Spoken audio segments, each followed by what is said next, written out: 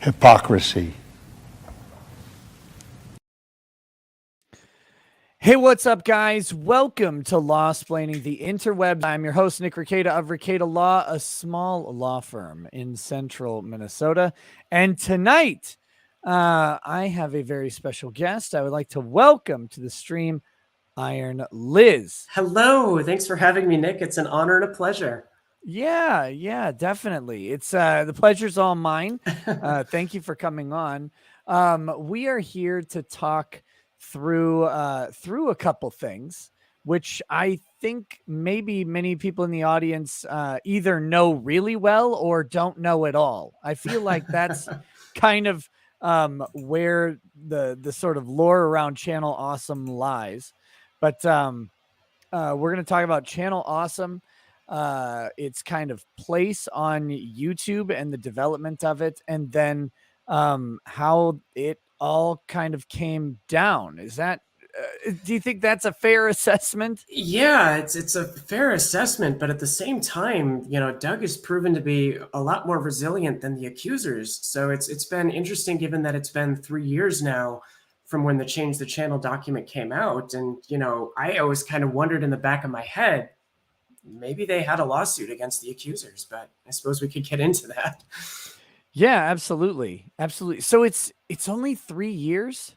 Yeah, that came out in 2018. It seems like it was longer ago. I know. On the internet, it's a million years. Just as a quick aside, though, I noticed the background that you have there of the burning McDonald's. Yes. That's the McDonald's that was on Lake Street. That I actually would go to, that specific McDonald's I would go to after bar closing for chicken nuggies. So I used to live down in those neighborhoods off of Lake in Chicago. So it's like all those riots are just, I saw that. Yep. All of my old neighborhood. And the big problem there is, of course, that you were going to McDonald's and not just going a little further down Lake Street to Popeyes. That's the issue. Back when there was only one in the entire state, and it only took cash, and it had an ATM that was chained to the floor. That Popeyes in particular, I think, was closer to my apartment anyway. So you're probably right, but yeah. Just remember that any bad thing that has ever happened, you can blame on going to McDonald's instead of Popeyes.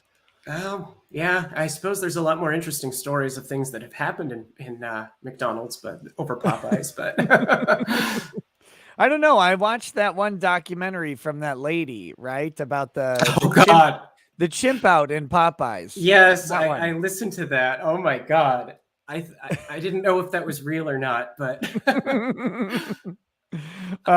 So anyway, let's I guess the best way to do this, first of all, to the chat, I made a mistake earlier today, and I said I would read the super chats from the earlier stream tonight, but I'll actually be doing that tomorrow before the trial starts up for Kim Potter, because the trial is going to be an hour later than normal, and I wasn't thinking when I said that I would do those tonight, so I'll be doing those tomorrow instead. That'll help kind of get the things primed up for the hearing date.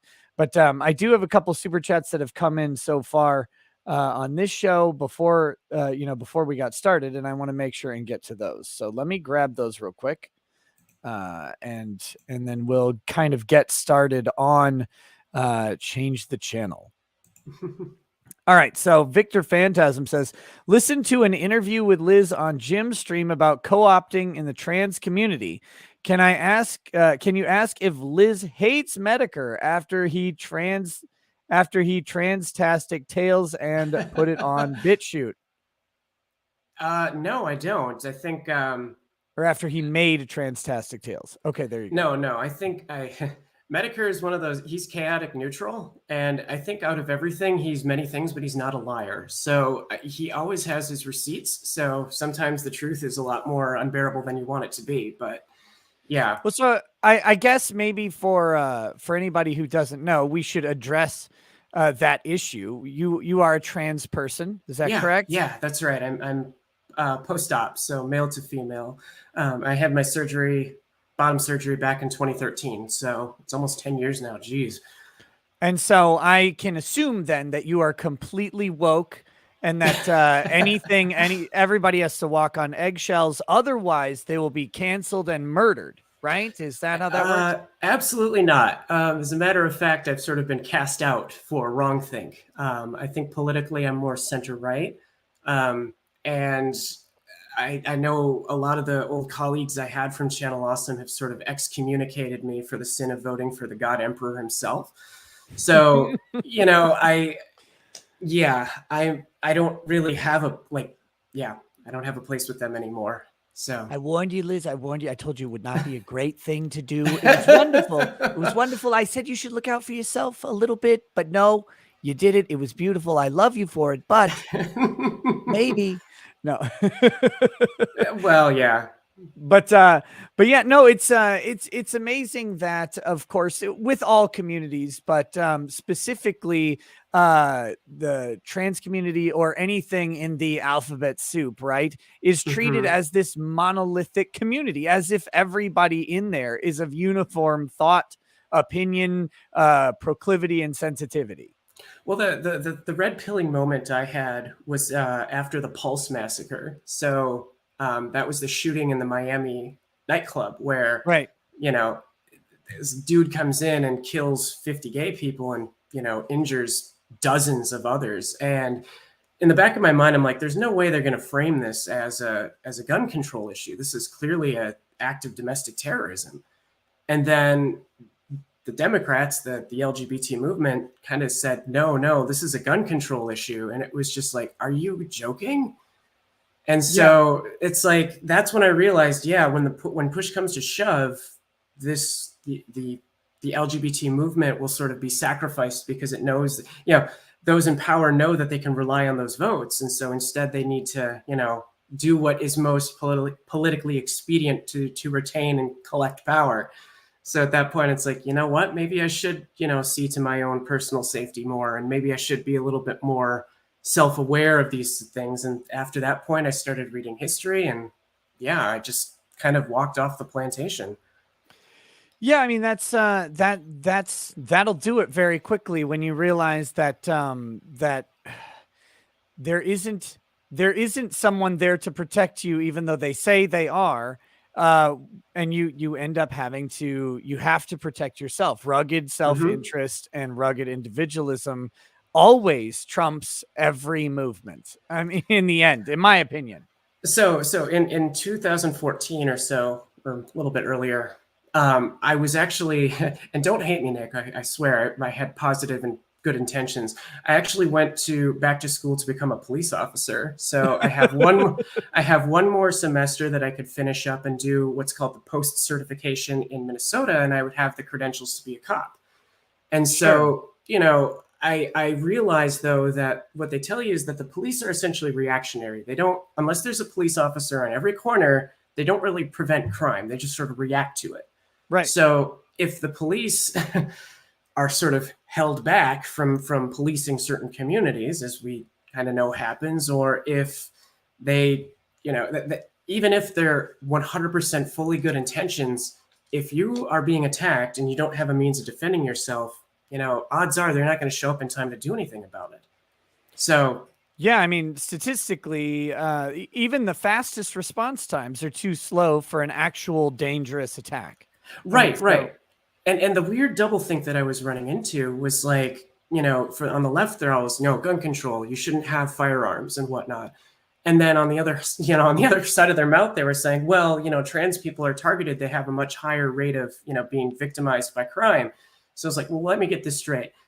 You say that crimes against trans people are higher than normal, and yet you don't think I should have a gun or a means of self-protection? What sense does that make? Isn't that just making me a victim, or at least increasing the odds of that happening? Why shouldn't I be allowed to carry if I feel the need to? The same reason they want to take guns from everyone else, because you're supposed to be fully reliant on centralized power, or Right. the illusion of reliance on centralized power. Right. And that's just the way it goes. And with some communities, by making promises, by suggesting special protections, they have bought that idea that that will actually work. Right, right. And as you know, the riots in Minneapolis showed, if it gets big enough, the authorities actually can't stop it. Like I remember when the riots were happening, I think Governor Walz just sort of took all the National Guard and fortified the Capitol. He didn't, send out the troops to patrol the streets to stop the looting and the burning and the rioting and hey. They saw to their own needs first. And unfortunately, that's kind of the nature of things. So he did one other thing. He had them go and clean up the mess after they pulled the police out. And that was, I know a few guards members, and that was a big issue that they had. They were deployed to police Minneapolis residents, people they knew, basically. They were deployed to police them when their own police force wouldn't do it.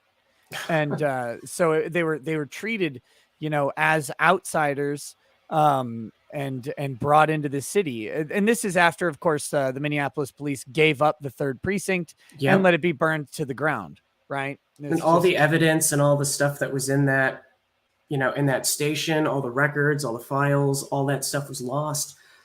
It's one thing to meme about it, and it's another thing to watch, your old neighborhood. Uncle Edgar's was a really, really old mystery and sci-fi bookstore that got burnt down and it's never coming back. The bank that I used to deposit my check at off of Lake Street, that was destroyed. The Target that I got my vacuum cleaner on got looted. The auto parts store that I got my windshield wiper blades replaced on, that was destroyed.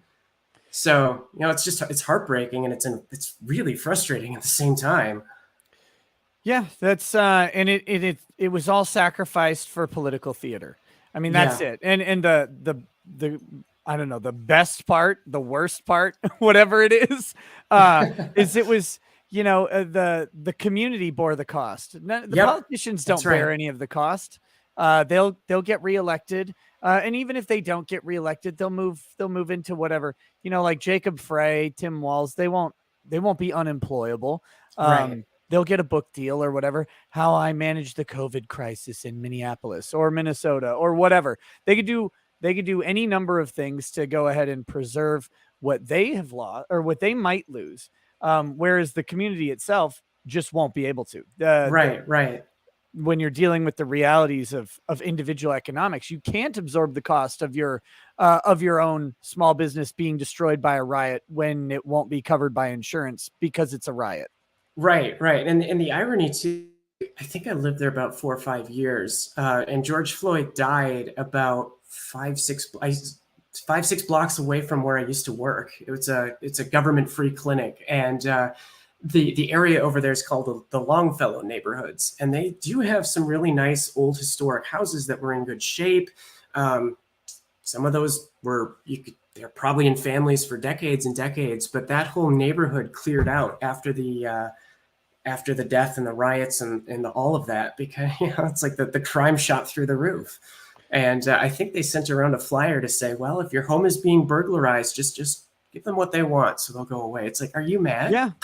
If your home's being if you're personally robbed, just hand over your stuff. It'll be fine. If they want your car, just give them your keys. It's crazy town. It's like, or how about I buy a gun? Yeah, exactly. It's like you pray that you never have to use it, but a hard target is not, you will not be sought out if you're a hard target. The bad guy hopefully will find somebody else who is not packing. So yeah, it's an unfortunate reality, but it's the world that we live in. Okay. Wolfgang Deo says, I want to do a book with All Nut Publishing. And he says, we need a betting site for if Nick is late in Faye. I definitely was. Apilia Multimedia says, today's topic is relevant to my original fiction project, The World Storm, an epic war saga in the making. The latest thrilling chapter, The Princess Rescue, is here on YouTube. 110% epic, 0% woke. Check it out. And Hiroshima says, or Hiroshima says, can you do the stream with a noose around your neck? Actually, I think that would get you, banned. Almost guaranteed. YouTube would not allow that. Red Dragon says, what are you drinking in honor of the juiciest of sommeliers? Well, I've got, so I don't know what's going on. These little, I have a little sun-kissed orange, and I have low this little testosterone sun-kissed there. This thing is terrible. And this little root beer, and then I've got whiskey. So we'll see how that goes. But like, why even make these things? Oh God. And then Joe Crazy. I think they got bought for my kids, but since they eat and drink all of my stuff, I'm taking theirs. Joe Crazy says, hey, Nick, hope y'all are having a great night. Ask Iron Liz if she will be involved in the cinematic adaptation of the Lightbringer. Well, if it gets that far, sure. I'll write the screenplay for that. I am working on another screenplay at the moment, but it hasn't gotten done yet. Oh, my goodness. And then we've got Stooge Muffin Stuff. It says, Netflix Cowboy Bebop got canceled. Rest in piss. Good. What a garbage show that was. What a garbage show. And Corrections 101 says, just here trying to create havoc. Perfect. Welcome. That's what we're here for as well, is creating some havoc. And I do see some havoc in the chat tonight, which is great. There's always time for yelling and screaming, which is, if you can't for Jello. If you can't do that, then what are we even doing here, right? Okay. Let's start talking about Channel Awesome. Can you give me some background? Because I kind of know the story. Obviously, you're going to know it better. Can you walk us through what Channel Awesome was first? Okay. Because it's kind of, it's fair to say Channel Awesome is dead as like an entity now. Right. So, yeah, well, Doug Walker is still kicking, though. That's the dangest thing. I didn't think he could manage it after his musical adaptation of Pink Floyd's The Wall, but I don't know, he did it. So props to that dude. But so Channel Awesome back in the, late 2010 or early 2010s, late 2000s, was sort of a hub for reviewers of media on the internet. It was sort of pirate radio at its beginning, but they reviewed comic books and movies and nostalgic things. And I was on there briefly that I reviewed tabletop role-playing games. So they kind of chugged along. They released an anniversary movie every year that was sort of not, very good and cringy, but they did their own thing. Fine. They had drama, whatever. But in 2018, there's two people, one of which you actually know fairly well there, Nick, Mars Girl and Obscurus Lupa, sort of started on Twitter going over, a lot of the negatives for what it was like working at Channel Awesome. And it sort of turned into this entity. And they put together a document that was later called the Change the Channel document. And I did put my take on some things that happened to me, including being injured on set and, signing a we can't sue you document after I got injured. So this document turned into like over 100 pages long. And as a result of that, all the former contributors that were connected to it, except for kind of the Walkers and Guru Larry, who in his words is the first survivor, first champion of the first annual Channel Awesome Hunger Games. So for him, it was just a joke. But all their old people left. And they lost hundreds of thousands of subscribers. I'm sure their Social Blade numbers took a tank as well, revenue and all that stuff. And they inadvertently, in part of their response, exposed that they knew about a sexual predator who was Juwario. I had my own kind of experiences speaking with him, and I actually spoke with one of his assault survivors. And so that whole thing came out, and after that point, people more or less just sort of left it to its own devices. But I know that, and the reason that I'm kind of bringing all this up, it's been 3 years now, but at least I don't know. I heard somewhere that you knew a guy named Vic Mignogna, and Mars Girl may or may not have started a hashtag to get him canceled. Yeah, maybe I don't know if you know anything about that, but we should probably recap that. So, to anybody who doesn't know, there's this entity called Mars Girl. Mars Girl is built like a ski slope, kind of smaller up top, and then goes down like this, and has some various curvature. I don't know. That doesn't make sense, but also has arms that drag behind even time. They're so long. These giant orangutan arms, and I keep trying to figure out if it was just an angle on the video, but it's not. Or on the picture, it's not. I should bring up a picture of Mars Girl, because I don't know if, like, I think people never believe me. This person is abominably shaped. So can't make a buck. She's got arms like a tow truck. So here's we'll do the famous picture. Gosh, I'm so sorry, chat, that you have to bear witness to this. But this is hold on. I got to find the other. Come on.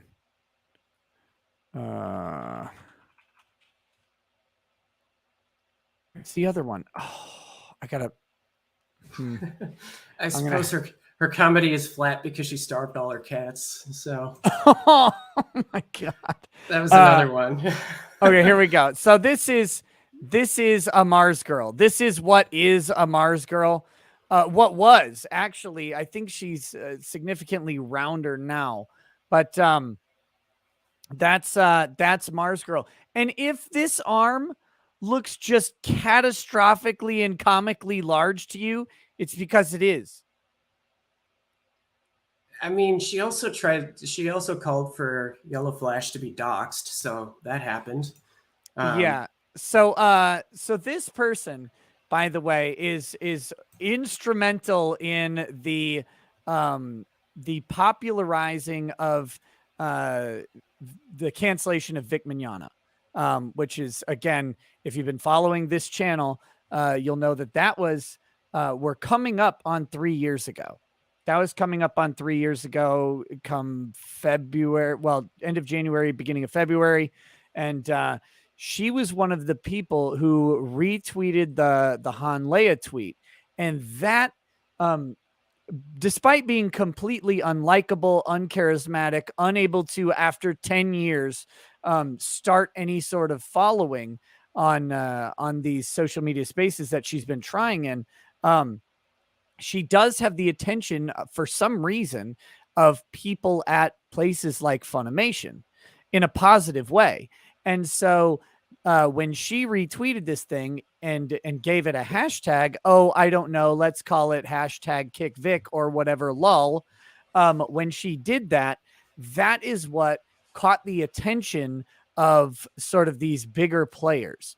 And she has one of these weird Twitter accounts where that happens, where they don't have any particular following of their own, but for some reason their stuff gets monitored. And when it does, it gets a disproportionate amount of traffic. Like, you would probably be shocked at how much traffic her Twitter will get on very specific things.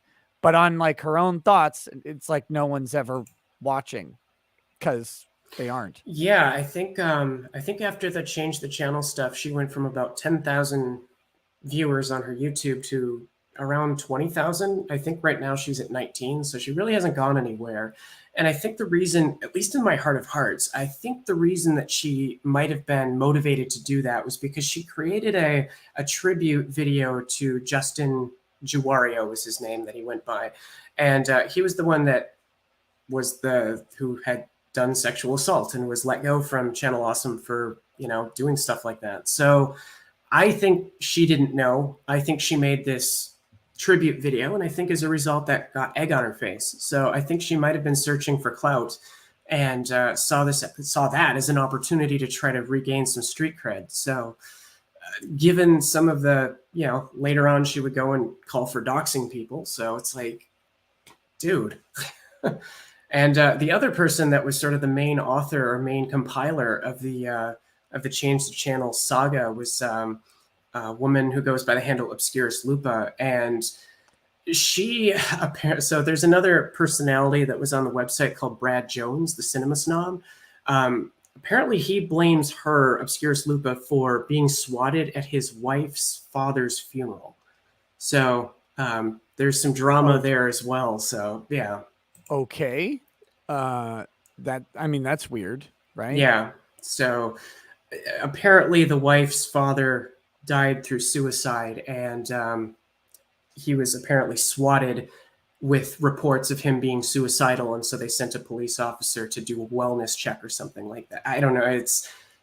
I don't want to stir the pot too much, but these people have histories, and I think at the time, at the Change the Channel stuff, I think the reason why a lot of people sort of believed it and bought into it was because that Channel Awesome really didn't handle the criticism too well, or they didn't respond in a very positive manner. And that just sort of gave legitimacy to the accusers. And there you go. I was able to locate the original picture of Mars Girl, which is right here for the chat. If anybody wants to check that out, that's Mars Girl there. So yeah, there's a dude on YouTube. His name is V Infuso. He does a really good job, or I think he's done the best job of sort of compiling all the events that took place as the information was coming out. But considering what happened in the aftermath, it did make me wonder, considering you sort of came to Vic's defense in a lot of ways in regards to the tortious interference with business. Do you think Channel Awesome would have a case against these former accusers who caused them to lose a bunch of revenue, caused them to lose a lot of influence, caused their name to be sort of dragged through the mud? What do you think?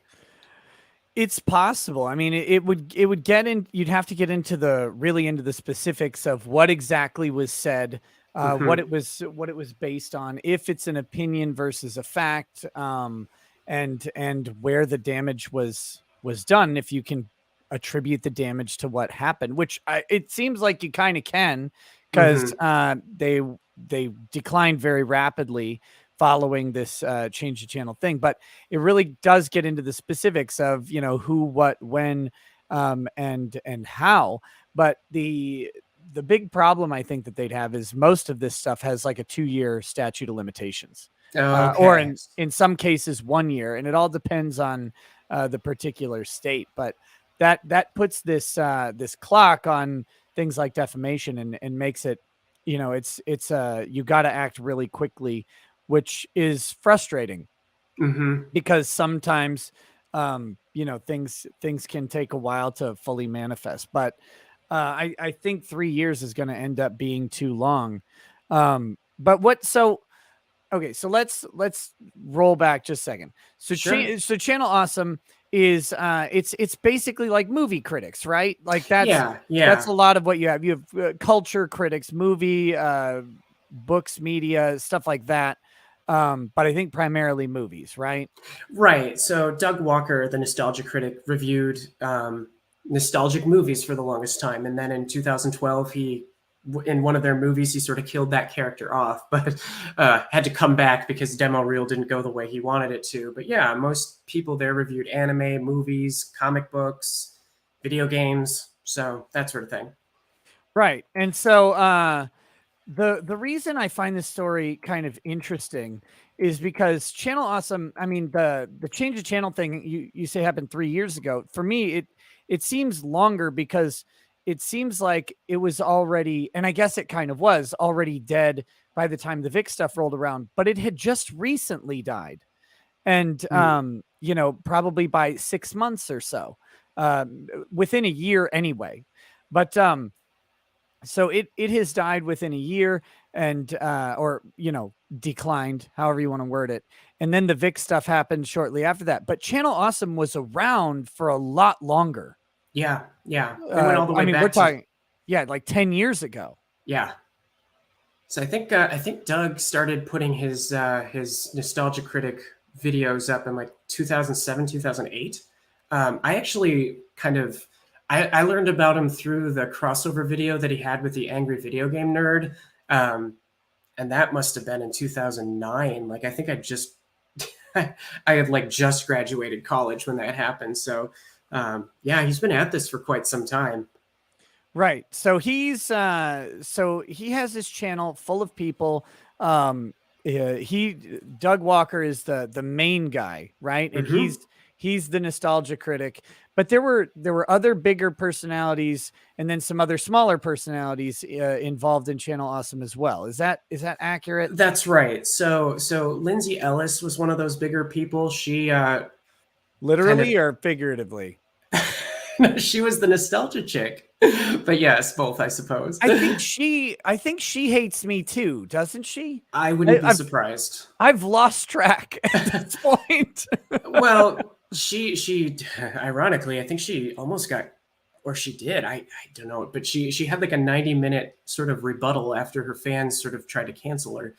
So yeah, no, she went from, so one of the grievances that was brought up in the change the channel document was in one of the movies there was an objectionable scene where they sort of made a rape joke or something like that, and both Linkara and Mars Girl made the rape joke, right? If I remember right, it was Mars Girl who made. She had a very spicy joke. It's almost like she had a personality at one point. I don't, I'm not sure offhand. I do know Lindsay Ellis did a number of years before, she made a rape rap.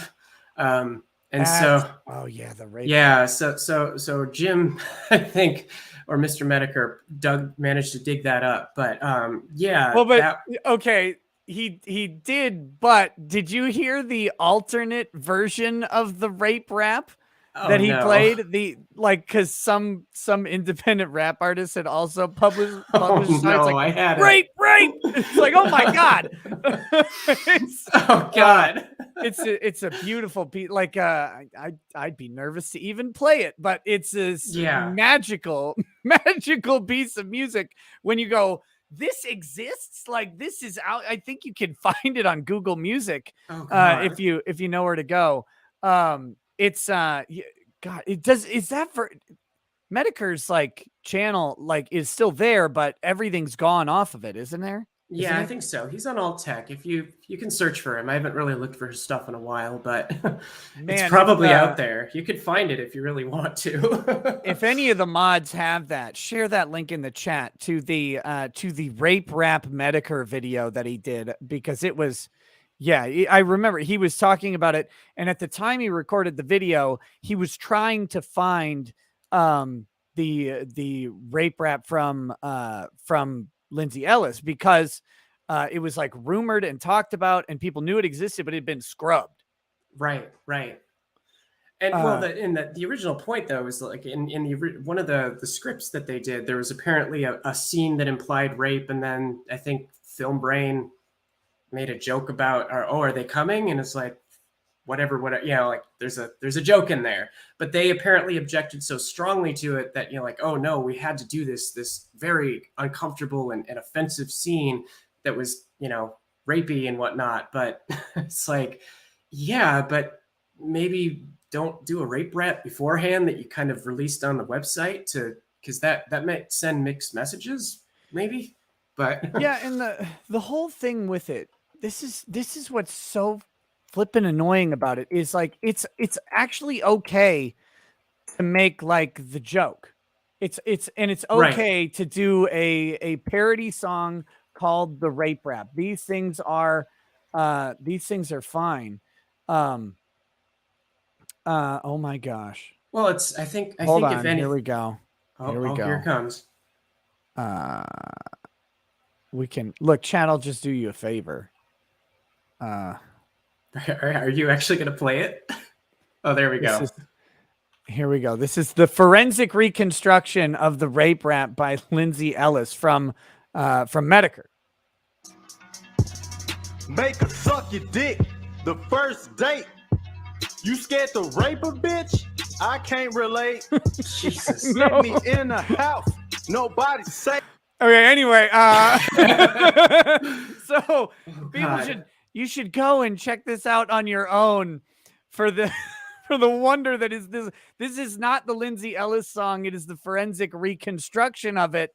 But knowing that this song actually exists is something that everybody should really I can't I can't express how funny it is that that song was made. But no, see, it's this is the whole point.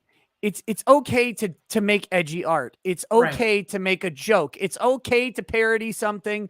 And nobody thinks that you're pro actual rape. Like people and so what they the problem they have is they had a hypocrisy problem. Exactly. That's exactly right. And it's fine, you know, over time you do change as a person, and it's like, just because you did something edgy is when you're younger doesn't, you know, negate you for the rest of your life. But considering how I think a lot of people find it disingenuous, because Lindsay, you know, like she was trying to get involved with Anita Sarkeesian. She, you know, Shea Apocalypse, her sort of breakoff group, was very SJW sort of oriented. And it seems really hypocritical, especially with other people on that, to say, no, we were super offended by what Channel Awesome forced us to do. And then they do this stuff. It doesn't jive. And I think that, yeah, if this were a legal thing, I think that might call into question their character a little bit, don't you think? Well, it just certainly calls in. I mean, yes, but it calls into question their motives for doing something. Like, and why. One of the hard things with defamation is this concept of malice or actual malice, right? Knowledge of the falsity or reckless disregard for the truth, and it's hard to prove. You need to do a bunch of the things. One thing that Law Twitter, for example, doesn't want to acknowledge is that one of the ways that you can supplement or provide evidence for your assertion that the person is lying is to show via circumstantial evidence that this person has motivated to lie. So actual malice doesn't mean like a malicious intent. However, if you show evidence of malicious intent, it can support the idea of actual malice. And this is something, again, the Law Twitter people, for whatever reason, want to ignore this reality of proving out defamation or proving out actual malice. But so when you have someone out there saying this person is this thing, and the result is like an edgy joke that they made or whatever, and they're trying to cancel them over it, and then you have this evidence that shows them to be completely hypocritical, you'd say, you know, here's just a piece of this that says, all right, there's a hypocrisy here. They're not actually motivated out of this concern. So what is the motivation for it? Why are they willing to lie about me? And yeah, I mean, it can certainly go to those questions. Right. And I think in retrospect, based upon everything that I'm aware of and how they conducted themselves after the fact, it does make you wonder what their motives were. And if Channel Awesome was already kind of on its way out, or if not already there, so there might have been, at least in Mars Girls' instance, there might have been, you know, motive to provide a shot in their arm for their followers, for their Patreon, for, you know, coming out and exposing the evil that Channel Awesome did. And don't make mistakes. They were dicks. They did do a lot of negative things. But at the same time, though, you get my grievances where when I went on the film production, I didn't get paid, worked 16-hour days, and got injured. Literally, one of the stunts that they did, that I think his name is Orlando, the dude in the hat, on Suburban Nights, kicked my knee in, and I hobbled back to the house, and then they stuck a thing in my lap to say, "Oh, you have to sign this to say that we're not liable for any injuries that happen on set." And the reason they didn't have me sign that initially was because I wasn't part of the talent, so to speak. So, Sure. you know, and this is, on other things, going to them filming without permits, or, you know, I got roped into using my own vehicle to transport stuff around. And, you know, as negative as all that stuff is, so there's a YouTuber by the name of Kinky Linky. And I think he's some South American guy, but he chronicles a lot of the negative stuff that Linkara in particular was doing. But he brought up the Change the Channel document, and he made a very good point where it's like nobody was forcing us all to be there. So when it came to the, you know, the rape rap thing, or the rape scene rather, what if Linkara and Lindsay basically just said no? What if they just said, we will categorically not do this scene? Like, what are they going to do? Reshoot the whole movie? You know, if you really feel this passionate and this morally offended by this scene, wouldn't you say, I don't care, to hell with the consequences. If this costs me a job, or if this, you know, gets me kicked off the website, I will not do that. But I think they played ball because they knew which side their bread was buttered. Just as I did when I consented in a way to be treated like dirt. I could have said no, but I didn't. So that's shame on me. Yeah, well, that's, you know, those are choices we make with consequences that we will then reap. That's just that's the way it goes. But see, you know, Malcolm Gladwell did a podcast on this. I've referenced it before. But he did a podcast about the student protest, I think at Stanford, because the students there wanted to rename the Woodrow Wilson Law Library, or not Law Library, the Woodrow Wilson Library or Administrative Building or whatever it is. Because I would be up for renaming the Woodrow Wilson Law. Anything with Woodrow Wilson, I would be up for renaming. But go ahead. But you probably want to do it for different reasons, right? Yes, like, absolutely. Why would you want to redo it? I mean, apart from his failed foreign policy, but then never mind. I don't want to get into that tangent, but go ahead. Sorry. Well, the main reason they do is because Woodrow Wilson was horrifically racist, right? Like he played Birth of a Nation on the White House lawn in a public viewing. He's credited with the rise of the KKK back into prominence in the early 1900s. He resegregated the military that had been desegregated already. He did a lot of these things. And so in a minor nod to consistency, they at least overlooked the fact that he's one of their favorite communists and said, well, this guy's a racist, so we want to cancel the naming of this building at Stanford. But he was the dean of Stanford prior to becoming president. So I think it was Stanford. Might have been Princeton, but I'm pretty sure it was Stanford. Anyway, so they tried to do this, and they're doing sit-ins and all this stuff. And Malcolm Gladwell actually interviews one of the protesters, and he says, well, why don't you quit? And she's like, because it's Stanford. I got into this school. You know, I worked really hard. I mean, questionable about working really hard rather than just being born maybe the right color or whatever. But they didn't want to leave their premium education. They weren't willing to sacrifice to get the results. And he expanded that out into talking about how that is everybody now.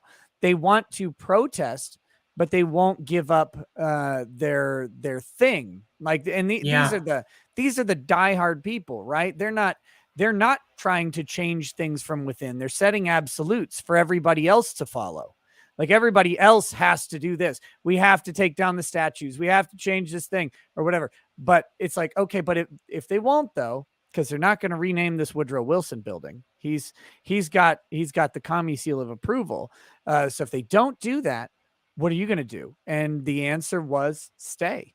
And that was one of the things that we consistently see is that, you know, people they want to defund police or whatever. And it's like, but you're on these welfare type programs, for example. It's like you want the government to, you say the government is racist and in a system of oppression, but you're still taking a handout.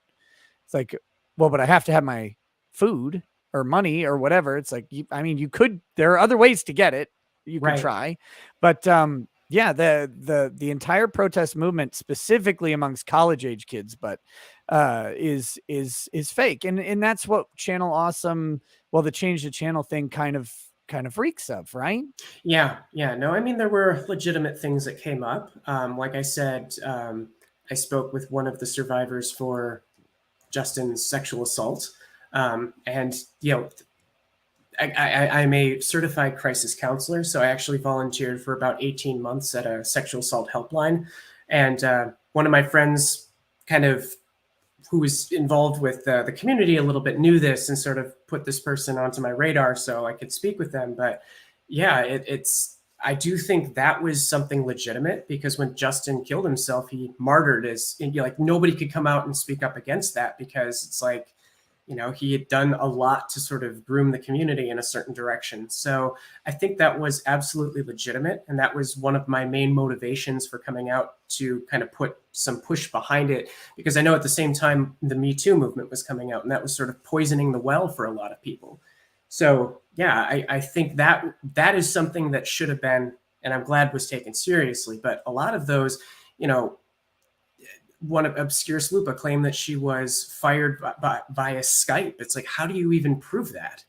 Well, you're just guilty for the until proven innocent. Well, you can't prove a negative. So based upon what she would later do with LS Mark and starting a fight over nothing, essentially, it's like, yeah, what are their motivations here? Is it to give themselves a moral boost, or at least, pad their own, feather their own nest? Or is it based on altruism? Well, I don't think it's quite so altruistic as they might try to claim it is.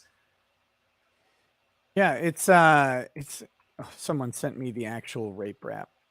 Jesus. Okay. I don't know how much of it we can play, because I got to be careful with copyright stuff, and this might have some copyright to it. Real quick, let's take a peek here. So this is the actual one.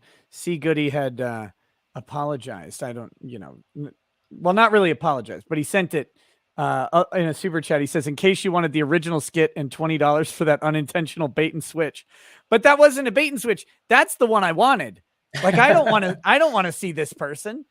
Here we go. Phenomena as the Nostalgia Chick, and I'm here to thank you. Oh God. Where's the actual song? I think it's here. Regarding my first video after the Nostalgia Chick con. What the hell? Where's the actual like, I song? want to get to the rape room. Yes. I think that's where it's. Sweet. Cool. All right, this is gonna be great. Hey, Cash, would you go with us, please? Yo, I'm setting up porno taping. Holy criminy, that's loud. Just a second. So here's finally we're at the actual song. I need it like a wild ape head. My penis is bent and misshapen, so I'm spending my nights out raping. That was good. Brian, do you think we could make it a little less pro-rape? You said that I could rap about rape. I did it my way. What's the problem? Okay, let's try this again. With my hand on your mouth, because I don't like noise. I just use because I toys. In your like a pond full of coys. But no teen witch because Okay, the problem with the song is the cringe factor is off the charts. Like, this guy is weirding me out. So I'm not gonna keep it going. But yeah, this is the rape rap. That's it. Well, see, that's it. At least it's edgy. I mean, at least it has, you wouldn't. Like I said, the problem with it is just the guy being cringy. Like, not, they're making an edgy joke, but like, he's just weird in general. Right. But it's the hypocrisy of all this, because if you did this video today, she would have to be canceled by her own standards. Well, yeah, and I think if memory serves, she did make a 90-minute rebuttal video of her fans kind of backlashing against her. So, I know that, her career went in a trajectory where she wanted to sort of cozy up to those people to, like famous people that would be more in line with that type of mindset. So with the social justice stuff. So yeah, how do you reconcile that? If now that is a cardinal sin, then by your own logic, you should be canceled. But I'm not advocating for that. It's a free speech. So Right. That, yeah. And to be very clear, these people shouldn't be canceled or anything because they made the joke. They just would go on to try to cancel other people. right, And that's the issue. right. That's It's the problem. hypocrisy. Right. It's this building up of cancel culture and the acceptance of cancel culture as normative, as this is the way we want things to be.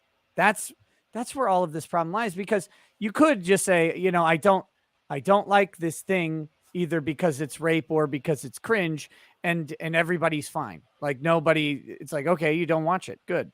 Cool. And then other people who like it can watch it, and that's fine. But Sure.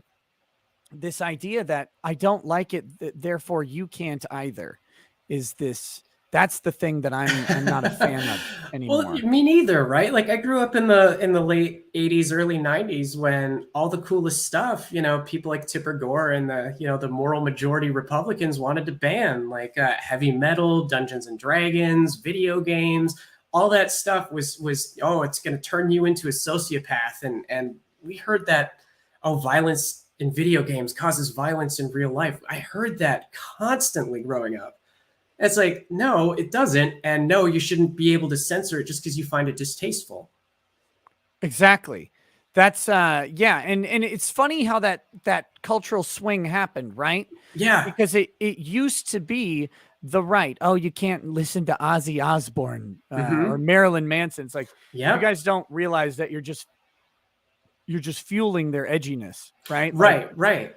God, I remember when they tried to blame Columbine on Marilyn Manson. Like that was everybody. I remember Joe Lieberman being on the TV talking about how it was Marilyn Manson's fault. It's like, really? I actually talked to the Columbine shooters, and they told me it was Joe Lieberman's fault. So, I just want to point that out. That definitely happened. Exactly. Joe Lieberman actually called them up and said, I will give you each $45 if you shoot your school up. And they're like, yeah, this is great. We already were planning on it, but now we're going to get $90 between us and we'll buy another copy of Doom. That'll be cool. No, it is exactly that. And we've seen little iterations of it, like the Christian right, the like deep conservative Christian right still has their vestiges of this, right? They'll occasionally come out with a thing. It's like, oh, Harry Potter is teaching kids witchcraft. It's like, I'm pretty sure some like weirdo Brit bong saying Experioso or whatever is not actually encouraging witchcraft for children. And that they're going to be dancing around naked in the woods, bathing in the blood of babies or something. But I mean, I could be wrong about that. But, well, the irony is they tried to cancel J.K. Rowling for being a TERF. So they're still trying on J.K. Rowling. They're very, very mad at her for whatever. So what's a TERF? I can't remember it's an acronym. It stands for Trans Exclusive Radical Feminist. So that's right. So yeah, she's so feminist she doesn't want any men becoming women, right? Like right. Or she believes that biologically speaking, it takes more than surgery and hormones for a woman to create. So that biologically and technically, myself, I'm still I'm masculine. Right. You still have my DNA has not changed. My bone structure, muscular. You can present yourself a certain way, sure, but technically, biologically speaking, I'm not. And that was something that J.K. Rowling wanted to say, but apparently that goes against the narrative now, where it's no, trans women are actual women, right? That's why we have gone from calling, nursing mothers to nursing people, and this confusion around where honestly, I sort of see it as Marxism with another coat of paint, where it's just deconstruction of facts. Right. But it's weird because so there's this whole narrative about gender being a construct, and so J.K. Rowling's statements are actually well within that narrative. If gender is a construct, but sex is biological, then it doesn't matter what J.K. Rowling says about like a chromosomal reality. It's just the label and the presentation that people choose to use or not. And that's the weird thing. It's like they will spend this whole time saying, no, people can be whatever they want to be. But J.K. Rowling's like, yeah, but it doesn't change, or they can present themselves as whatever they want. And J.K. Rowling's like, yeah, but you aren't that though, and that should be fine, right? Like, right. It doesn't mean that you shouldn't be treated with dignity or respect, or at least come from some level of middle ground, I guess. But it's just so bizarre neutrality at least. Yeah, like it's like you ask for equal rights, and equality means that some people will be mean to you just out of the reality of the world being the way that it is. It's like nobody gets a free pass. And I think what's so weird to me is that they themselves, or the people attacking J.K. Rowling rather, want her to conform to their line of thinking. And if she doesn't, that just makes her a target. I don't understand why. Like, you can enjoy something and not agree with the creator. Like, I like the Ender's Game series, and Orson Scott Card is a very fervent Mormon. So it's like, you know what? I don't necessarily agree with those belief sets, but I still like his book series. I love those as a kid. I do want my own planet when I die. I'm just saying, like, come on, step it up, rest of Christianity. You sound like a bugger apologist. Don't you even. I just bought the last book in the Ender series. It just came out. Like the Ghosts of Death or something like that. It's about Bean's kids. Okay. How far did you read in the series? Oh, God. I stopped reading them probably 4 or 5 in. I remember Xenocide was the 3rd book, but it's been like a long time ago. So they had the 2 divergent paths. Like the Ender books came out first. You had Ender's Game, then the Speaker of the Dead, right? Speaker of the Dead, Xenocide, and then the Hive Queen, I think. Yeah. Or was the Hive Queen before Speaker? I can't remember. I don't remember. It's been so long. Either way, so you had those, and then the alternate path was you had Ender's Shadow, and then you had Shadow the Giant, Shadow the Hegemon, Shadow Puppets, and then you had I think Shadows in Flight, which was Bean had to leave Earth for reasons we won't discuss for spoiler purposes. And then now they've got the final book out. Lady Rackets and I just bought it. It's nice. One I'm actually excited to read. I very much love the Ender series. I like a lot of Card's books. He and I we would disagree politically also, because he's a center leftist generally, but which that doesn't bother me. And it doesn't like it doesn't seem to bother you either, right? Disagreement is just a thing. Well, it's a bizarre mindset where it's like, I like this thing, therefore it must conform to what whoever wrote it also must conform to what I believe. I don't understand. That just doesn't jive with me. Where it's like, yeah, you can separate the art from the artist a little bit, but just don't read him. If it offends you that badly, just don't read it. Right, that's the ultimate one. No, it's like, no, I only want my book approved list to be able to write, and if any of them screw up, we'll cancel them in the future. Right, or in some cases, you see the videos of them burning the books, and it's like, ooh, methinks your mask is slipping just a little bit. Yeah.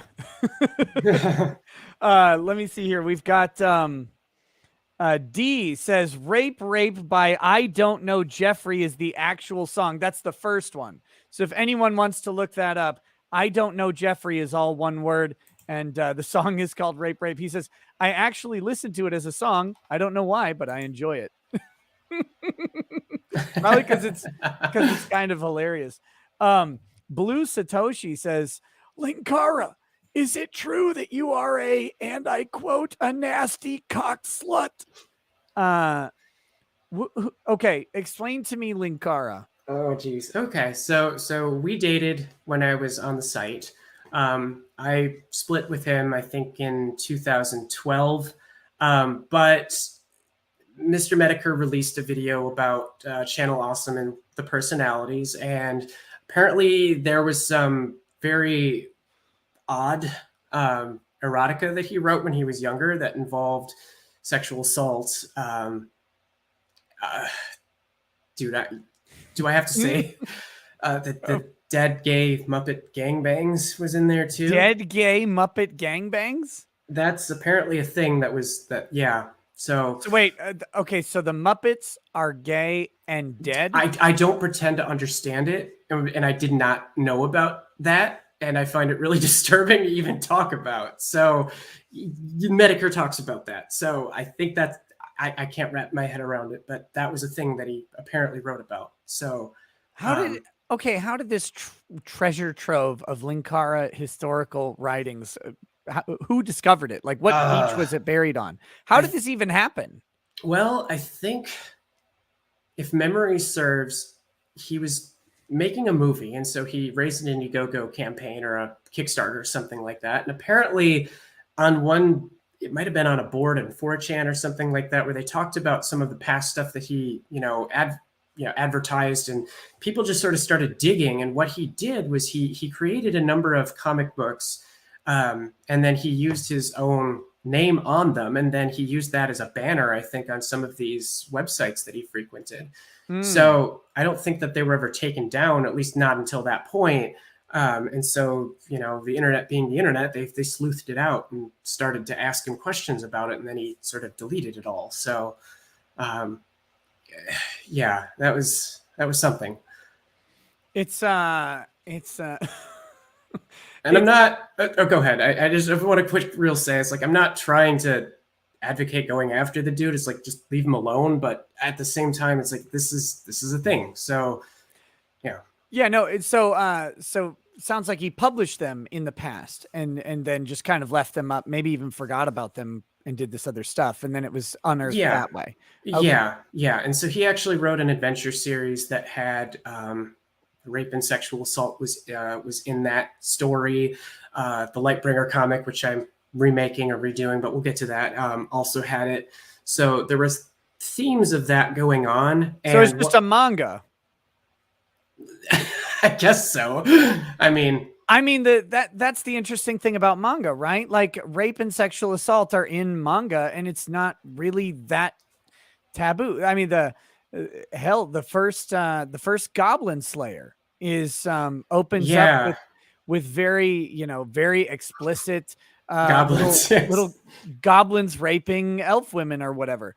Like, that's part of the story. There's that hentai called Rape Man, and he was the good guy who would go after like female Yakuza bosses and rape them into goodness. But like, it's just weird that the Japanese, I guess, entertainment culture isn't as startled by the reality of rape and sexual assault. Whereas in the United States, it's, they really don't even make very many movies that have it. It's always implied if it exists at all. It's a subject that is pretty taboo in our country, even as like putting it out there is bad. We just don't really approach it that much. For as much as it's talked about in greater culture, it is not part of entertainment. Yeah. I mean, I don't know what you like to read, but that's besides the point. I don't own any manga. I would go buy Rise of the Shield Hero right now if I could, or not Shield Hero. I would buy Redo of Healer if I could find the whole set. I've looked for it at a convention. I've looked for it at some bookstores, but I haven't found any of them. But I would buy it unironically because I think it's hilarious.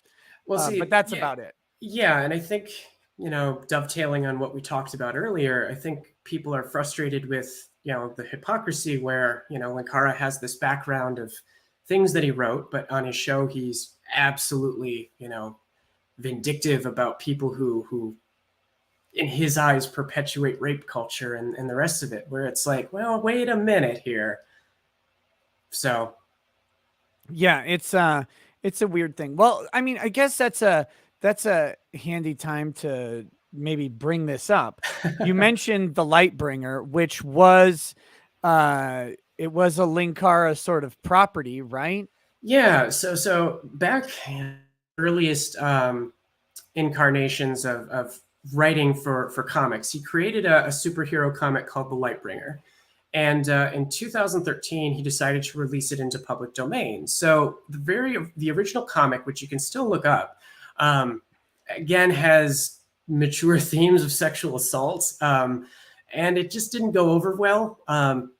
Again, it's part of the Medica review, so you can read it yourself if you're really curious about it. But it really failed in a lot of ways. And so once it was released into public domain, I always sort of thought, you know what?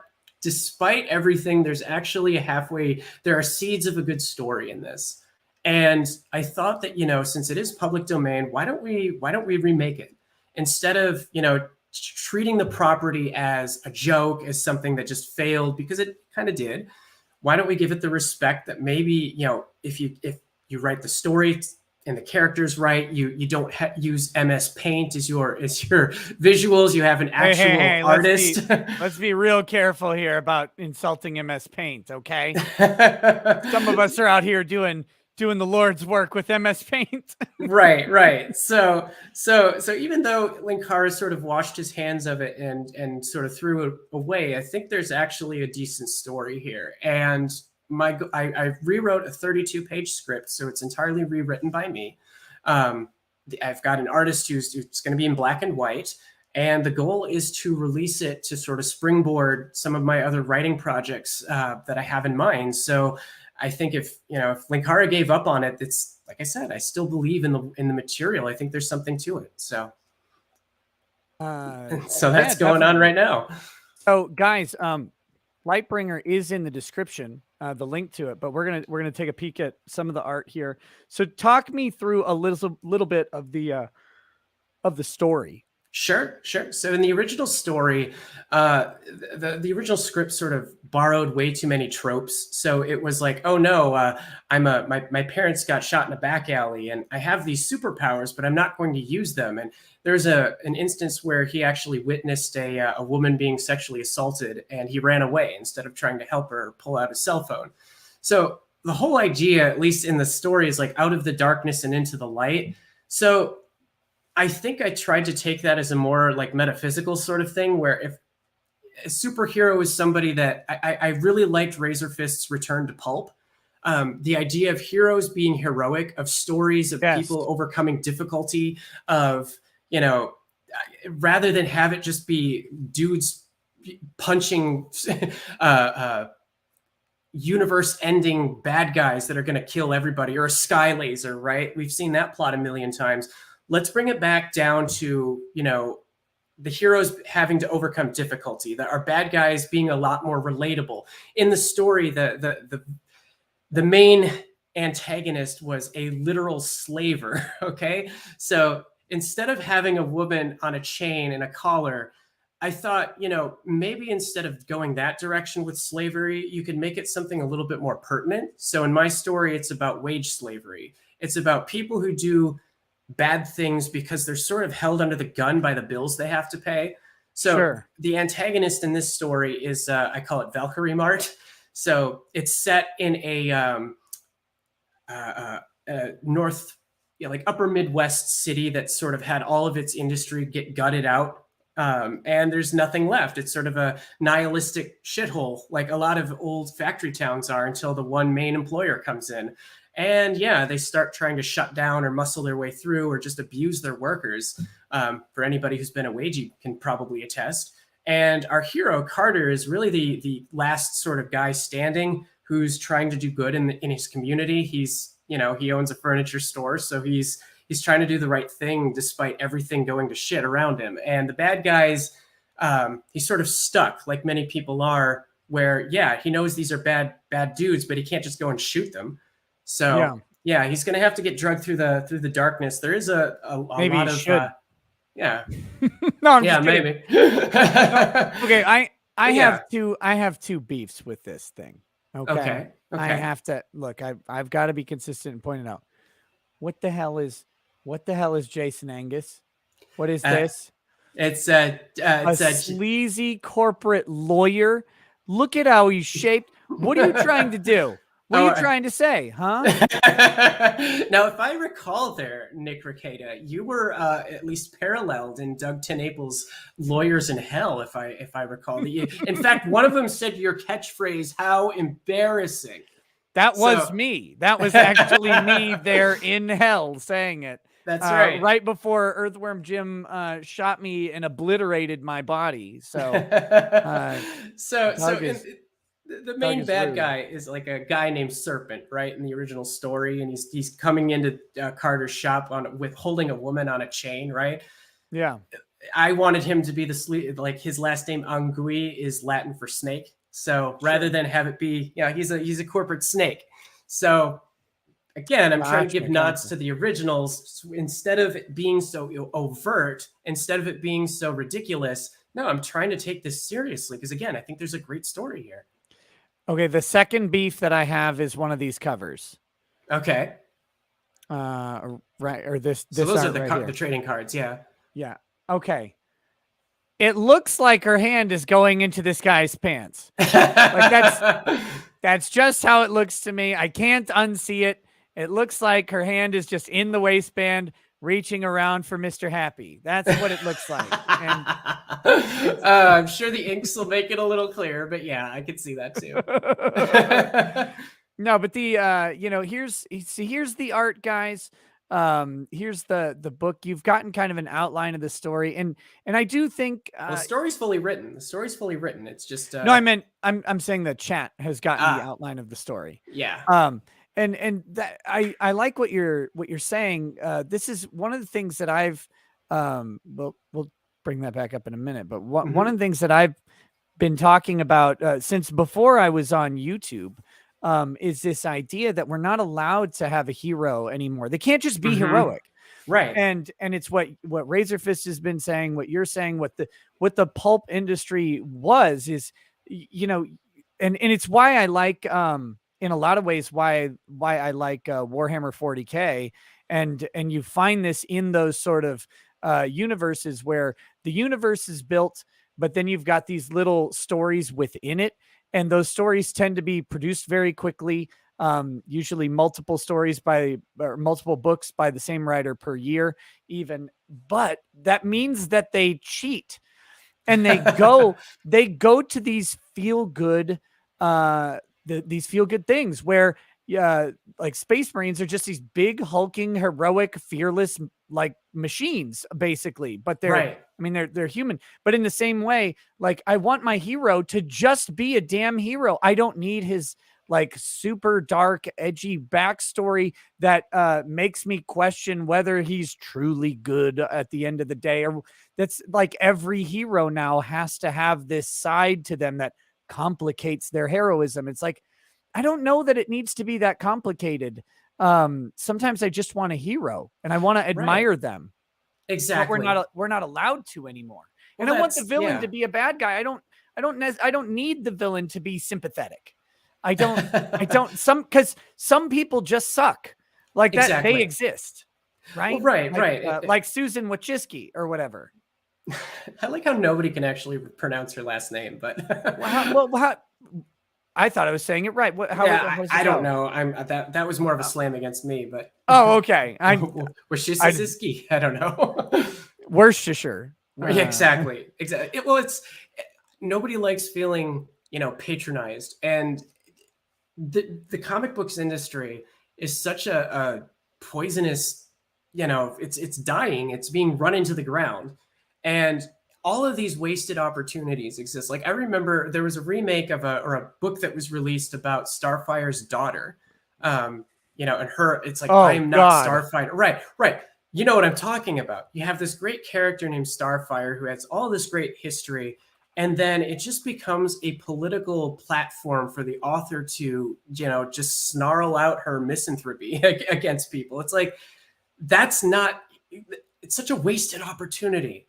And it's not heroic. You don't root for her to overcome anything. In fact, you're probably rooting against her because she's such a, grumpy, dumpy person. It's just nasty. Yeah, there it is, guys. So you have Starfire is this tall, feminine character, flowing, angry baneling slaying red hair.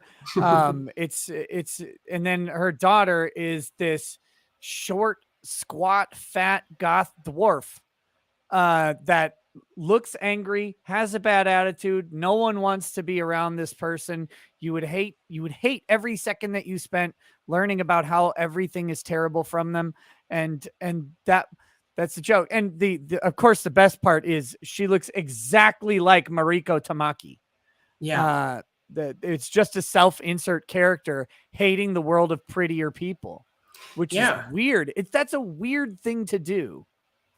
Well, yeah, and it's just further tearing down Starfire, who, at least in the original Teen Titans stuff, I think she was a slave at one point in time. She was embarrassed by her femininity and kind of had to come out from her shell to really express that. So it's material that was not handled well by people that didn't respect it. It was more just, okay, it's just another more grist for the mill, more things to deconstruct, destroy, and throw away. And I think we deserve better than that. I think we need our heroes to be heroic. So here we go. I'm gonna pull it up. I'm gonna pull it up.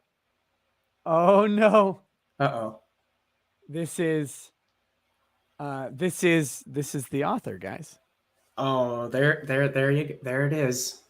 If you want to know why they wrote this angry, bitchy character, it exists because they exist. And so that's what they are.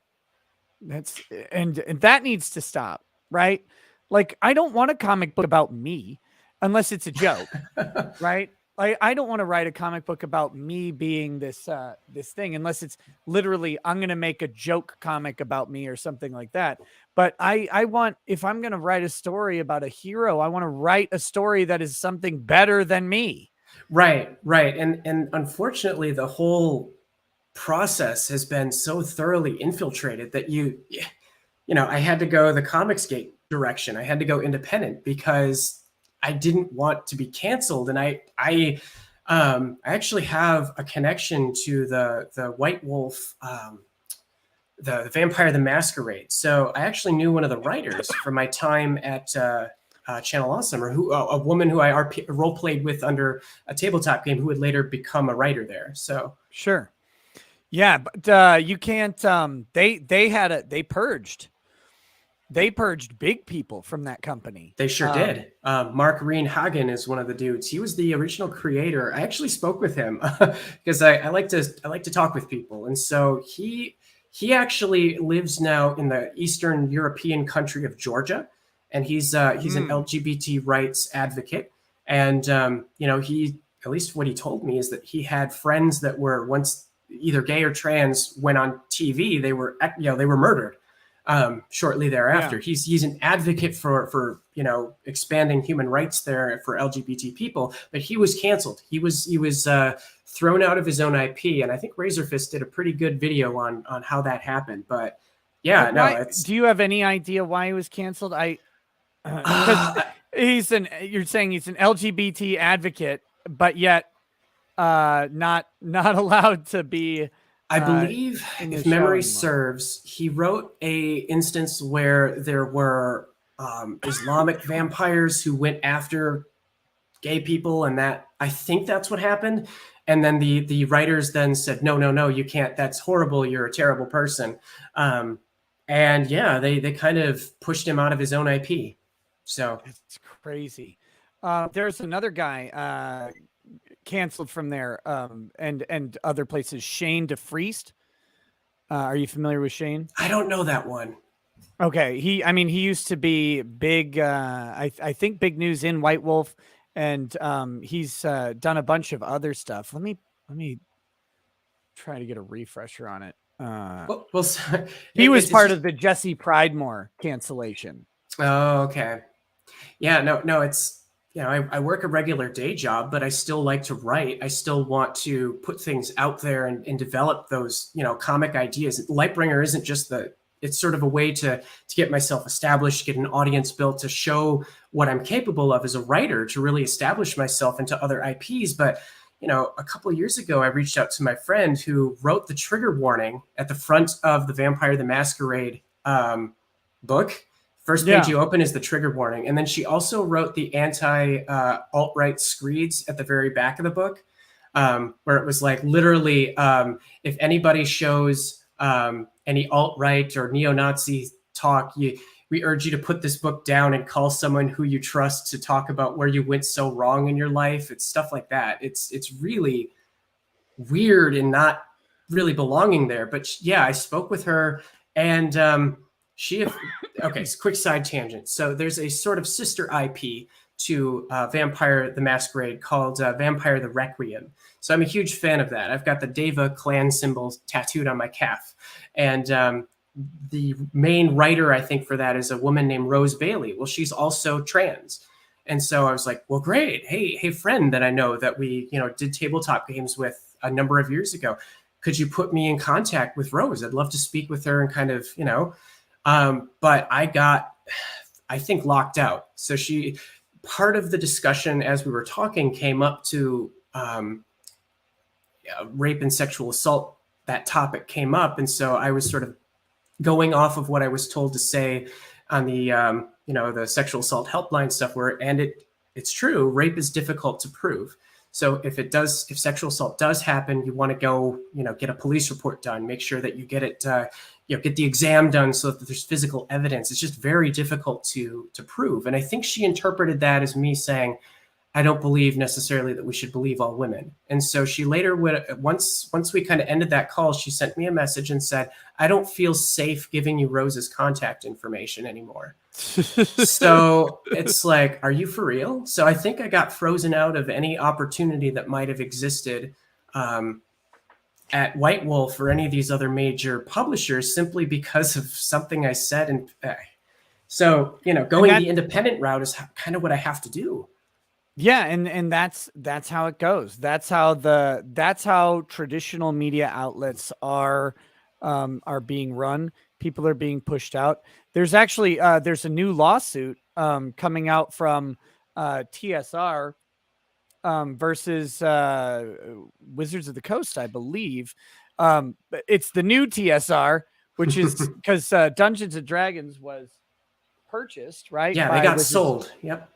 Yeah, they got sold to Wizards of the Coast, but there's this guy Ernie Gygax, who is Gary Gygax is one of his kids, and he is involved with that, and they're suing because the original D&D stuff has that Wizards of the Coast has the license for has this trigger warning on it. Because the old D&D stuff that they still sell is, it's very problematic now because orcs were still black people then, or something stupid, right? Yeah. Something equally ridiculous. And it does deal with it deals with themes of sexual assault in the original stuff. You would confront that type of stuff in adventures. There are rape demons like succubi and incubi, which actually do in the original stuff, they would literally force intercourse with people and stuff like that. And so now that stuff is all kind of being toned down, and it's still kind of there, but it's not really focused on, and it's being written slowly out of the monster manuals with each successive edition.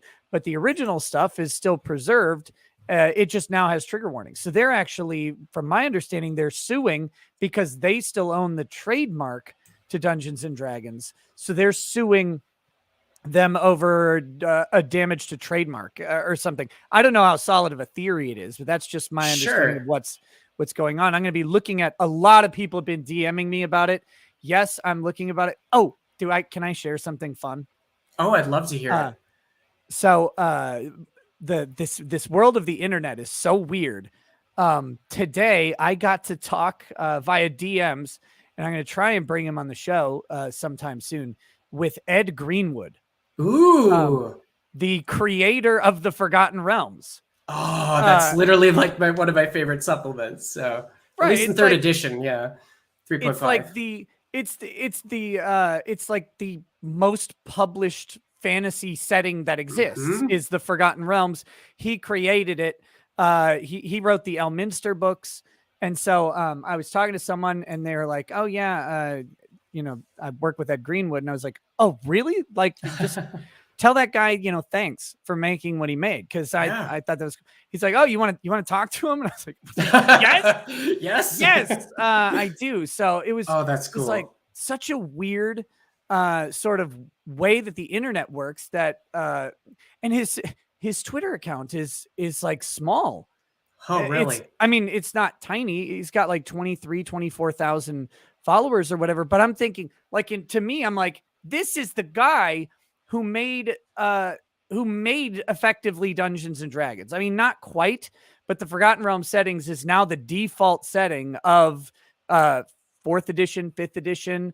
It was a module in 2nd and 3rd, but in 4th and 5th, it is like the main aspect of it, and the iconic characters, Elminster, Drizzt Do'Urden. Yep, I read all those books by that's R.A. Salvador. Yeah, right. But they all come from that sort of that thing, and it's like, man, I expected his Twitter account to have 10 million followers because I'm a nerd, I guess. But it's just cool to do that. So I'm trying to arrange a show with them to talk about world building and creation in like fantasy settings and the preservation of good fantasy. Because it's going away. And if you look, like, that's when I look at D&D, I think about 2nd edition is like, and it's probably just because that's when I started getting into it a little bit. But I remember Thaco. Right. But you look at all of the stuff that's out there and how huge 2nd edition got.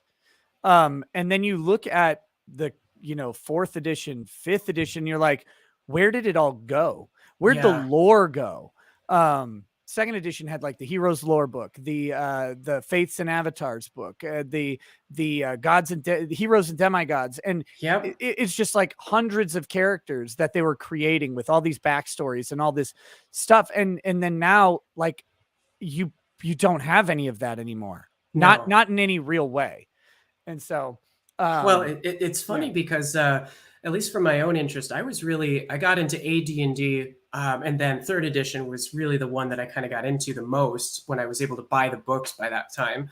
And one of my favorite supplements was like Sword and Fist, and I think that was written by Jason Carl, or he was the main writer. Well, Jason Carl is actually the producer for Vampire the Masquerade now, and if you look at his Twitter, it's again really far leftist thought, and really it's like, it's sad to see people that I liked that stuff back then, but I don't know what happened. I just maybe they thought the wind was blowing one way and just decided to go with it. Yeah, I mean that's how it goes, right? Like that's where people they make decisions. The thing that gets me is that they move like as a cruise ship. It's like everybody goes the same way. Mm-hmm. And there's no turning the other way. The only way to go the other way is to steal a life raft and jump off. Right. And it's amazing to me too, where 10 years ago, I remember they were, the far left crowd was sort of saying, oh, there's all this gatekeeping and you're not letting us into the hobby, and we're fans of this material too, and you guys are trying to exclude us and yada, yada, yada.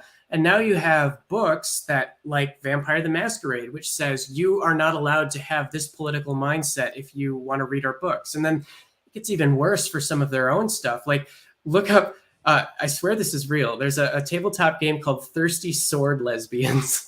But they literally have a section where it says no fascists or bigots allowed, where it says to play this game, you must support racial liberation, intersectional feminism, and queer liberation, respect disabled people, respect lesbians and other people with, it's like the bullet points, you must respect. And if you don't agree, fix your heart before sharing a table with other people.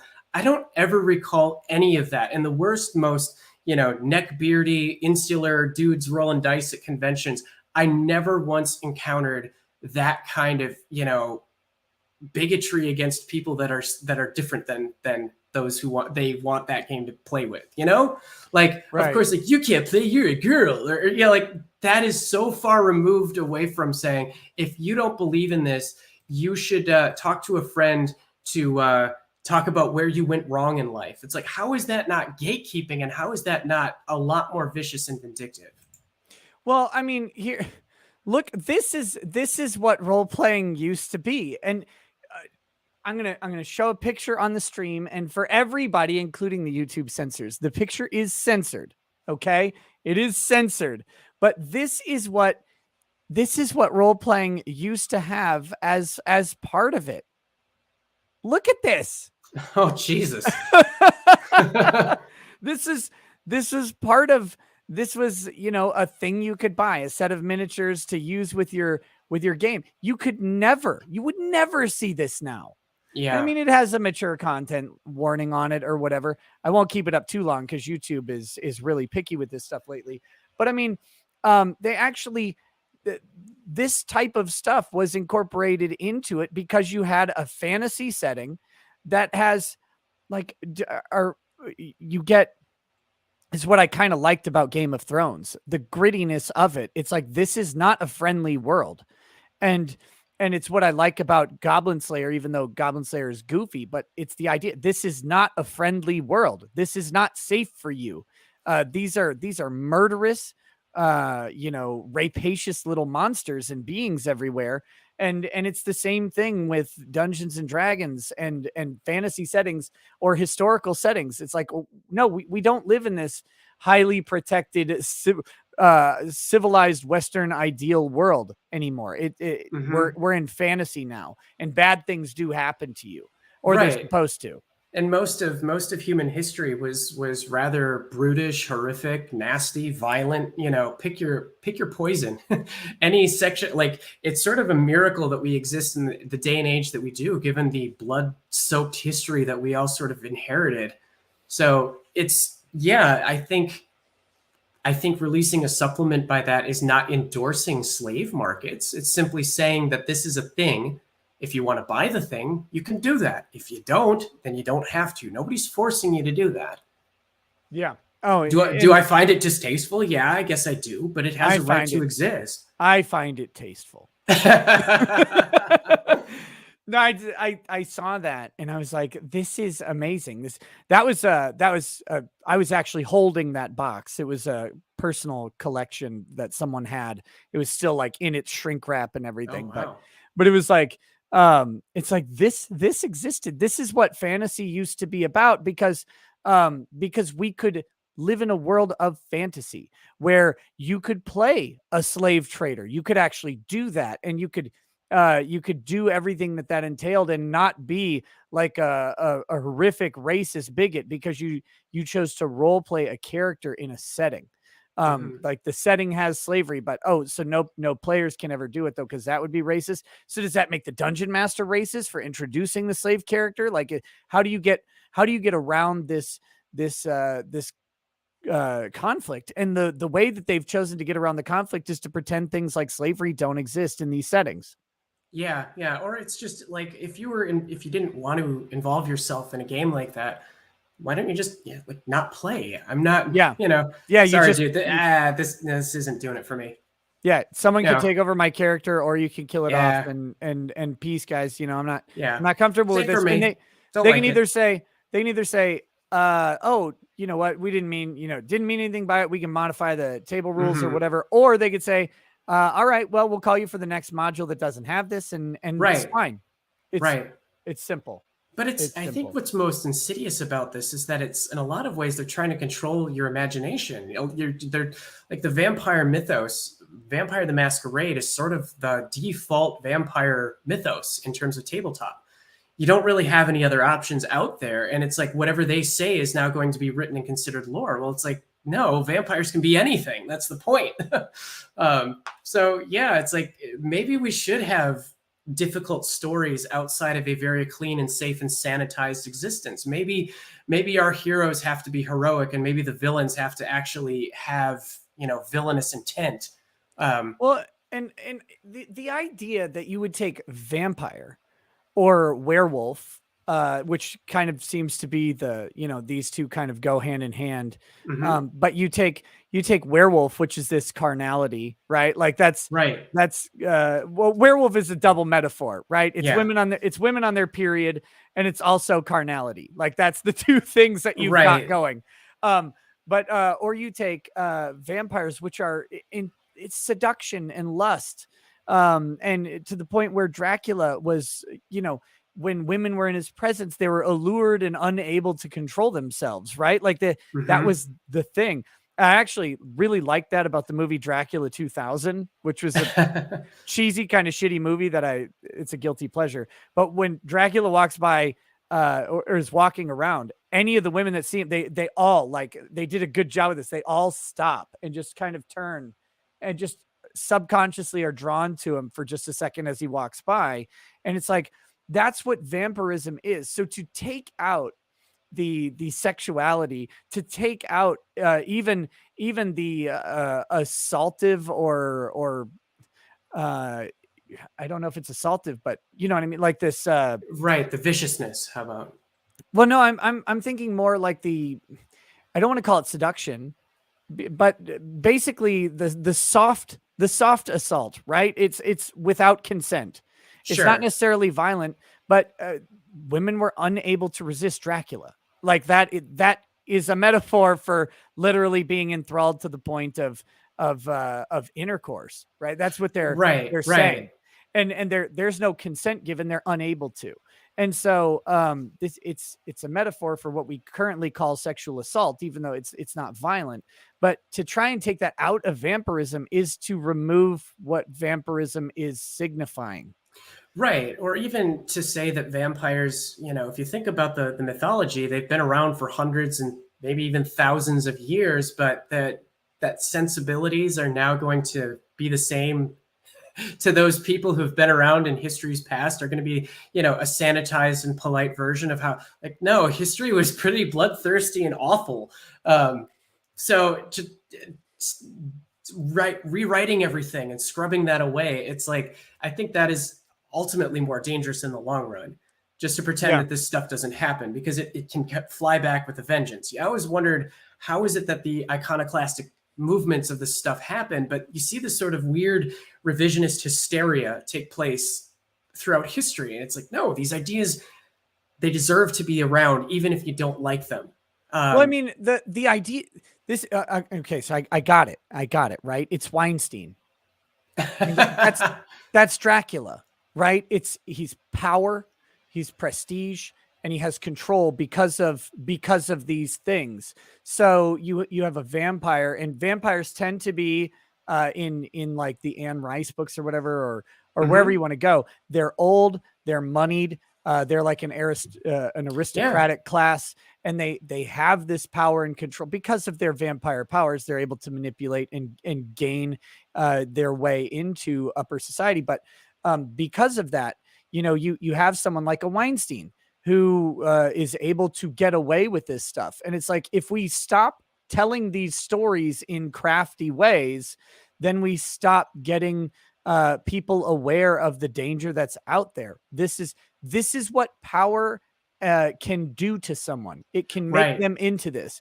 And if you had read the stories talking about this stuff and paid attention, then maybe you wouldn't be in a fat movie producer's room with his wrinkly old man parts in your mouth, trying to get a movie role, somewhere and selling your soul for it. Right. And what I wanted to introduce back into with the remake of Lightbringer is that it does go down to your personal choices, where our hero Carter in the story takes the long road, he takes the hard road, he makes better choices as compared to others that make shorter term, selfish decisions that ultimately, feed this evil.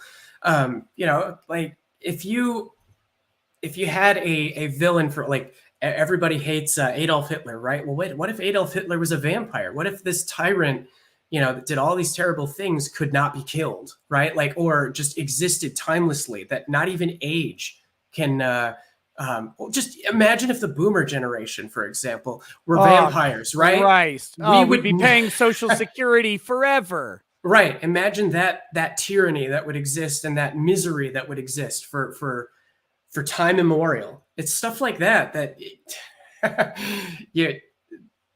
Yeah. Yeah. Yeah. No, it's great. So okay, guys, let's do the Johnny Bunn says so not like Captain Marvel.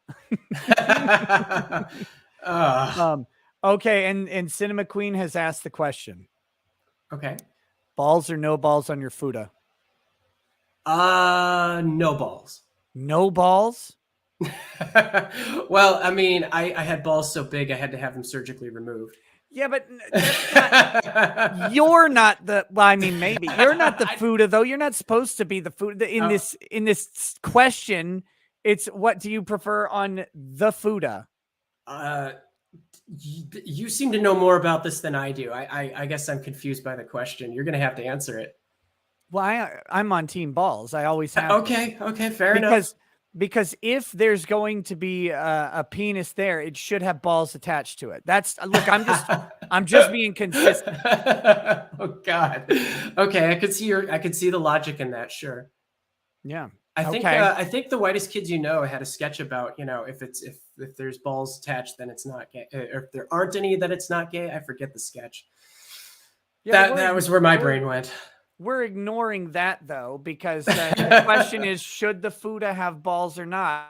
And you're dodging here. I'm just saying. I said no. Okay, So okay. That's your choice. I'm going with no. Okay, this is Who Wants to Be a Millionaire. We're sitting here with Iron Liz. The great Iron Liz. The question is balls or no balls on your futanari. And no balls is your final answer. Is that correct? That's correct, Regis. Okay, there we go. So there's the answer. Thank you for not shying away from the question. Sure. Even though everybody who asks it should be put to the sword. Okay, real feelings come out there, Nick. Dark Gift Comics presents says help build culture to fight the lunatics. Support Comicsgate. Support Liz, support Lightbringer, and back it today. Well, so listen, Dark Gift Comics, I gotta say, the first time I read it, I literally read Dark Grift Comics. And I was like, that's funny. But then someone in the chat today, when I pulled up the thing, they went Dark Grift Comics. And I was like, aha, it's not just me. It's not just me who reads it. See, I think you're having a Freudian slip there, buddy. That's true.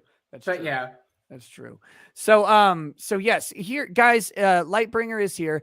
If you want a story that goes back to those sort of pulp roots, heroes are heroes, villains are villains. This is a story about making good choices, making hard choices, with characters you can actually look up to or look down on, and be kind of clear about that. Then come check it out. Support independent creators.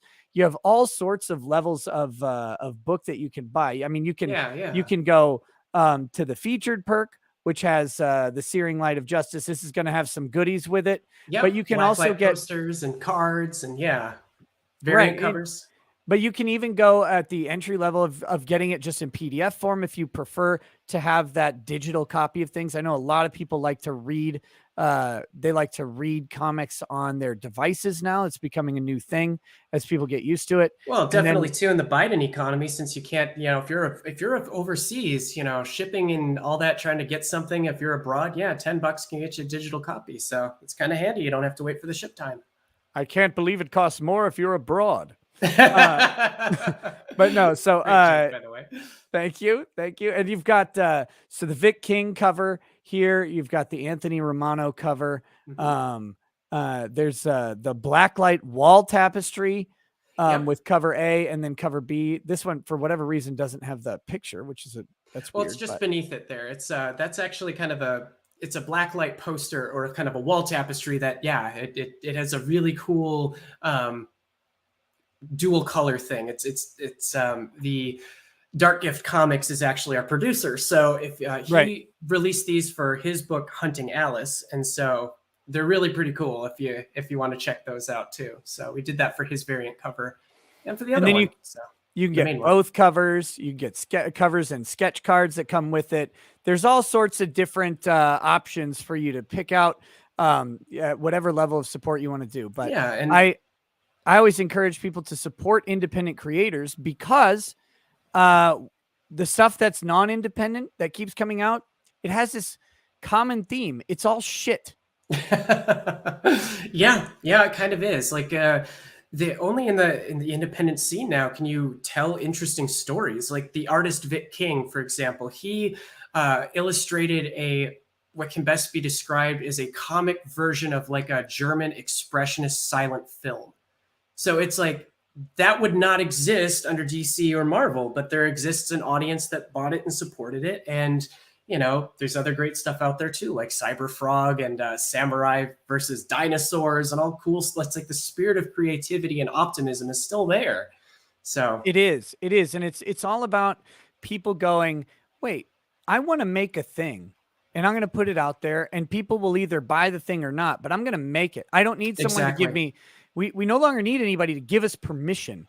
I mean, just talking from experience here, the idea, which it always sounded like a pretty funny idea to me ever since I thought of it. But the idea of a lawyer sitting around getting plastered on whiskey, laughing at lawsuits, like I always like, well, that sounds like, kind of a funny show. I don't know, but you could have never made it in legacy media. It wouldn't exist, except it might exist as like a little joke in something else briefly, which would never allow you to do it. And, right. And so, I made this thing out of just a stupid it was literally a stupid idea while I was sitting on my couch. And then people started watching it. And that's what independent creation is. I have an idea and I no longer need some asshole's permission to try and make my idea. And if people watch it, they don't, or they buy it, they'll either buy it or they won't. They'll watch it or they won't. They'll engage in it or they won't. And that's okay because I didn't need someone's permission. I can't be fired from me. And if I want, I could make something else or not. So yeah, absolutely. And it's, in my instance, I want to try writing more or develop that into, comics, tabletop RPGs. I've sort of been sitting on my own like vampire tabletop RPG for a while now. I know we've talked about it a little bit. Yeah. So I think a smart idea is to start small. I ran the numbers for that one and realized it's probably going to be about $12,000 to $15,000 to sort of do a bare bones tabletop game. But I think something small to get my track record built, and then delve into some of the other IPs that I have, and just build it up, get an audience. And yeah, if I get the funds that I can do that, yeah, I do want to expand stuff. But instead of being frozen right out of the gate because I offended somebody by talking about, the lines that I used at the sexual assault helpline, there's got to be a different alternative. And that's, I think, what I found in Comicsgate. So yeah, absolutely. It's where we need to go. It's why I like the Comicsgate guys so much, just in general, because there are other little communities doing similar things. Indie video games are really, other than Space Marine 2, I'm so excited. Sorry. Other than that, like the AAA gaming industry it's not doing it for me lately. The games that I look at, the games that I buy, they're these independent things where someone's got kind of a wonky idea and then it turns into something great because they're able to make it without some executive producer breathing down their neck going, no, you know what? I have a better idea for this. I have a better idea for this. So, God, I'm so freaking pumped for Space Marine. Do you play video games? I haven't as much time anymore, but yeah, no, I know I have played Space Marine before, or at least yeah. God, it was so good. And the multiplayer was good. And you know why it was good? Because they gave me the one thing I needed to actually play anything at a decent level because I suck. They gave me a thunder hammer and a jump pack. And all I needed to do was jump, land, and swing, and I would one-shot just about everybody. And then I don't care if I die because I'm taking these motherfuckers with me. Oh, I love that game. I hope the multiplayer in number 2 is as good as it was, because it was so good in number one. See, I'm one of those weirdos that likes the Harlequins, so I know they're never going to do anything like that with the Harlequins. They should. The Eldar, like that's the one kind of failing. I mean, they had that one Tau Fire Warrior game years and years and years ago, but it's like there is so much meat that they can chew on in 40K, and they always start with the same thing. They always go, well, let's start with a Space Marine, and I'm like, look, I like Space Marines because they're funny and they're big, but I'm like, yeah, make a Harlequin game, or make an Eldar game where you go through the different paths, and you get to be a Farsi, or you get to be a Ranger, or whatever. Like, do that. They made an Orc game and it sucked. The Orc flying game kind of really sucks. So maybe it's a bad idea. But the closest we got was Eternal Crusade, which they screwed that up royally, even though it was good. The beta was good, and then the release was trash. Yeah. And I'm like, how do you go from a good beta to a bad release? It doesn't make sense. You made the game worse. But they had Eldar in that game eventually. Okay. And they were way OP.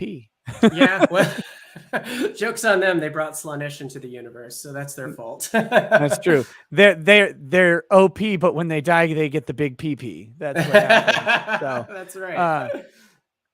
Yeah, the Dawn of War 1 and 2 were decent 40K games. I wish they would have made a third. It would have been really good to see them make Dawn of War 3. It's unfortunate that it never happened. El DeGusto says, Iron Liz, contact Literature Devil. He does a morning show that has Comicsgate comics, and he loves the idea of shining turds into pearls. Awesome. Okay. Yeah. Nick, it would be great to get him on your show. And when are you going to get Sophia Narwitz on? I don't know. I should go visit Sophia Narwitz because she's in the cities, I think, in the Twin Cities, not very far from here. Yeah. Albino Husky says, for Liz, so how much is Linkara raging about this comic being made? So I actually tried to, respect his privacy, because I know that for him, Lightbringer is something that he really wants to wash his hands of. So I didn't want to reach out to him and talk about it. But one of the streams that I was doing where I sort of talked about it and explained my rationale behind it, he went on Twitter and called me a piece of shit. He blocked Dark Gift Comics, which is the producer for this, and the stream actually got like a yellow flag on it. So yeah, I don't think he's very happy with it. I leave the guy alone. I'm not saying, just leave him alone. Let him do his own thing. But that kind of rubbed me the wrong way a little bit. And in that tweet exchange, the reason he believed that is because I voted for Trump. So again, it's yeah. How dare I? Did you think about how Linkara would feel about your vote? I mean, maybe you should have considered how Linkara would have felt about your vote. Yeah, so that was something. So oh my goodness. Let's see. I'm trying to think if there was anything else in particular we were going to talk about. I mean, well, we didn't really talk about Juicy Smollett. Dude, how have we not talked about Jussie Smollett yet? I have to borrow something from Nate the lawyer. MAGA country, Nigeria. Oh dear. Yeah, Juicy got juiced today. Yeah. I do want people to have some maybe proper expectations. A Chicago lawyer actually reached out to me. Oh. After the stream that we did today. Well, we did the Kim Potter stream, but we stayed around for the Juicy verdict. And a Chicago lawyer said there's no way he gets jail time at all. Zero jail time. Says no one goes to jail for a class 4 felony in Chicago. So we may just be sad about the probation of Juicy rather than jail time. But I don't know how they do sentencing there, but to me, it's like five felonies. I was explaining on the stream in Minnesota, if you get 5 felonies, each one counts towards your criminal history. So by the time you get to the 5th felony, it's like you have commit 4 other felonies prior to that, and now your sentencing is severely escalated. Well, I highly doubt much is going to come of it, because you had Kamala Harris tweet out that, oh, he was the sweetest person I knew. And, Joe Biden also tweeted out. And I think, if memory serves, she actually, or Kamala Harris tried to introduce like another piece of anti-lynching legislation. It's like if you have those in power in your corner, it's like, God, it really is that corrupt that I don't think he's going to serve any time. Probably not. That's the annoying thing. So here, I'll show people what I'm talking about with the sentencing guidelines in Minnesota. So here's what the grid looks like. Okay, so you've got your severity level here on the left, going up with 1 to 11. Murder in the first degree is severity level 12, but it has a presumptive life sentence, so you don't really have to worry about it being there. And then your criminal history score goes from 0 to 6. Now, for every felony you get charged with, you get a 1.5 rounded down. So your first felony, you're at a criminal history score of 1. Your second felony, you're at a criminal history score of 3. Your third, you're at a criminal history score of 4. And your fourth, you're at a criminal history score of 6. And they degrade over time.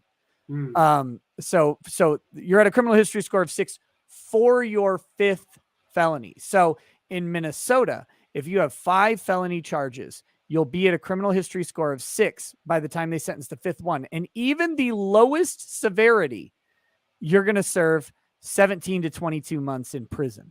Oof. At that point. And then, theft crimes goes up. It just goes up from there. So that's how it would work in Minnesota. In Minnesota, Juicy Smollett would be going to prison outside of a downward departure. And you're not going to get a downward departure on the facts that they have. He's lying to police intentionally to incite race violence against people. So you're just not going to get it. There's no mitigating factors here. So he would be serving at minimum 19 months in prison in Minnesota as the presumptive sentence. 70 to 22 with a 19 is the average and the recommended. And could potentially have his sentence doubled if there are aggravating factors, and there may be because of his status. So that'd be the minimum. But the lawyer from Chicago did suggest to me that he will not go to prison at all. So they must do sentencing very different in Illinois. Yeah. God. Yeah, it was 5 of the 6, right? Did I hear that right? Yep, 5 of the 6. All of the 5 that he was charged with happened on the same day to 2 or 3 different officers. I think it was 2 different officers. Different lies were each prosecuted. So it was 2 officers that he told 2 different lies to each, and then a third lie to the second one, I think. But then there was an investigator, a detective that he talked to like 2 weeks later. They did not convict him on that one. I don't know why. I don't know why, but there's something a little bit different about that charge, and we don't have it televised. So how do I get all the facts to even find out? Yeah, well, part of me is thinking there's not going to be any riots tonight in Chicago or anything like that. So, God willing, there aren't. But yeah, no, I doubt it. And there's not going to be any riots in Chicago over Juicy getting a conviction, and especially since he's still so well connected that he's probably not going to get any time. And he may not have gotten any time in spite of his connections anyway. Again, according to what this lawyer told me, that it doesn't seem like he would be getting time based on this. But again, that's the difference in states. That's how they do sentencing. I know all about this grid because one of my clients did one of these. It wasn't a controlled substance crime in the 3rd degree. It was so they have theft crimes over 5,000, but then they have theft by swindle, which is up here in the 6. It's not written here, but it's elsewhere. It's a 6. And then they had 5 convictions for it. So they ended up here under the presumptive sentence. So that was rough, we'll say. Yeah. But yeah, so that's got to fight about this a little bit. Not really able to fight against it very well because the law on it's pretty solid, and the judge also seemed to completely hate my client. So that doesn't help. Yeah. that didn't help at all. It was not the most fun hearing. Yeah, actually. So I wrote out a very nice brief about why my client deserved a reduced sentence. And the judge used everything I said in my brief to then further accuse my client of bad things. And I was like, well, that doesn't seem fair. They didn't write it. I wrote it. So it was, yeah, sounds nasty. Yeah. Minnesota's kind of, their sentencing's, it's consistent, but it's kind of brutal. But anyway, so yeah, so Juicy is sentenced or is convicted though. We'll have to see what happens with sentencing. There's another big conviction today. Oh, Do you know who I'm talking about? Go on. Joshua Duggar. Oh, are you now, familiar with the I know Duggars? Are they the ones that had all those children and then they were potentially accused of doing nasty things, or am I thinking He of someone was. else? He was Okay. specifically accused. So here, I'll pull up the Duggar family. Yeah. And just so people can see, and then we can talk about. So here they are. This is their family. It is. Whoops. Yeah, I know they were on TV a number of years ago. It was like, oh, check out the Duggars. There's so many of them. Isn't that great? You know, it's called 19 and Counting. So that's the one. Here are the Duggars. These are all just the kids and grandkids. Or no, wait. This is Jim Bob and his wife. I don't remember their name. That's the mom and the dad. And then all of the adults in this are their or the older, not all adults, but adults and teenagers are their kids. They have like 17 of them. And then some of them have kids, including, I think this is Josh over here on the left, because he ends up today. I think he has 7 kids already, because they're breeders. And he was convicted today of child pornography, possession of child pornography. So, and his original acts were inappropriate touching of some of his younger female siblings. I don't know which ones. They've all been, they were protected as Jane Does, so we don't know exactly who, but those acts ended up coming out kind of by accident in this trial.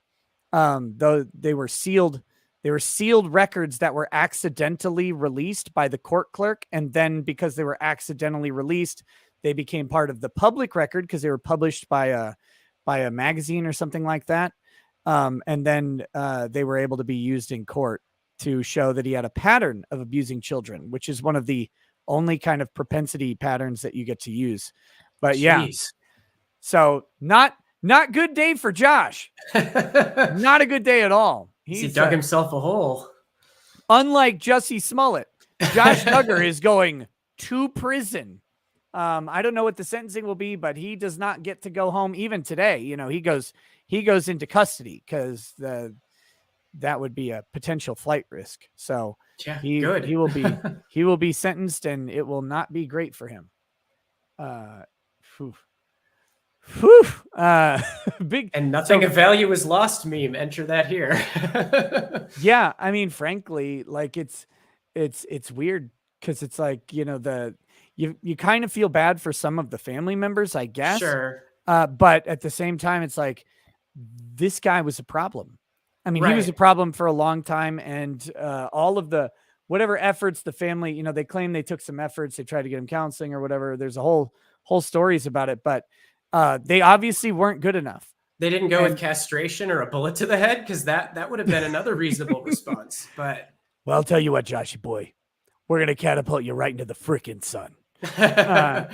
Yeah, so he's gone. Well, he will be gone at some point. But yeah, that was the other big news today in the world of legal drama.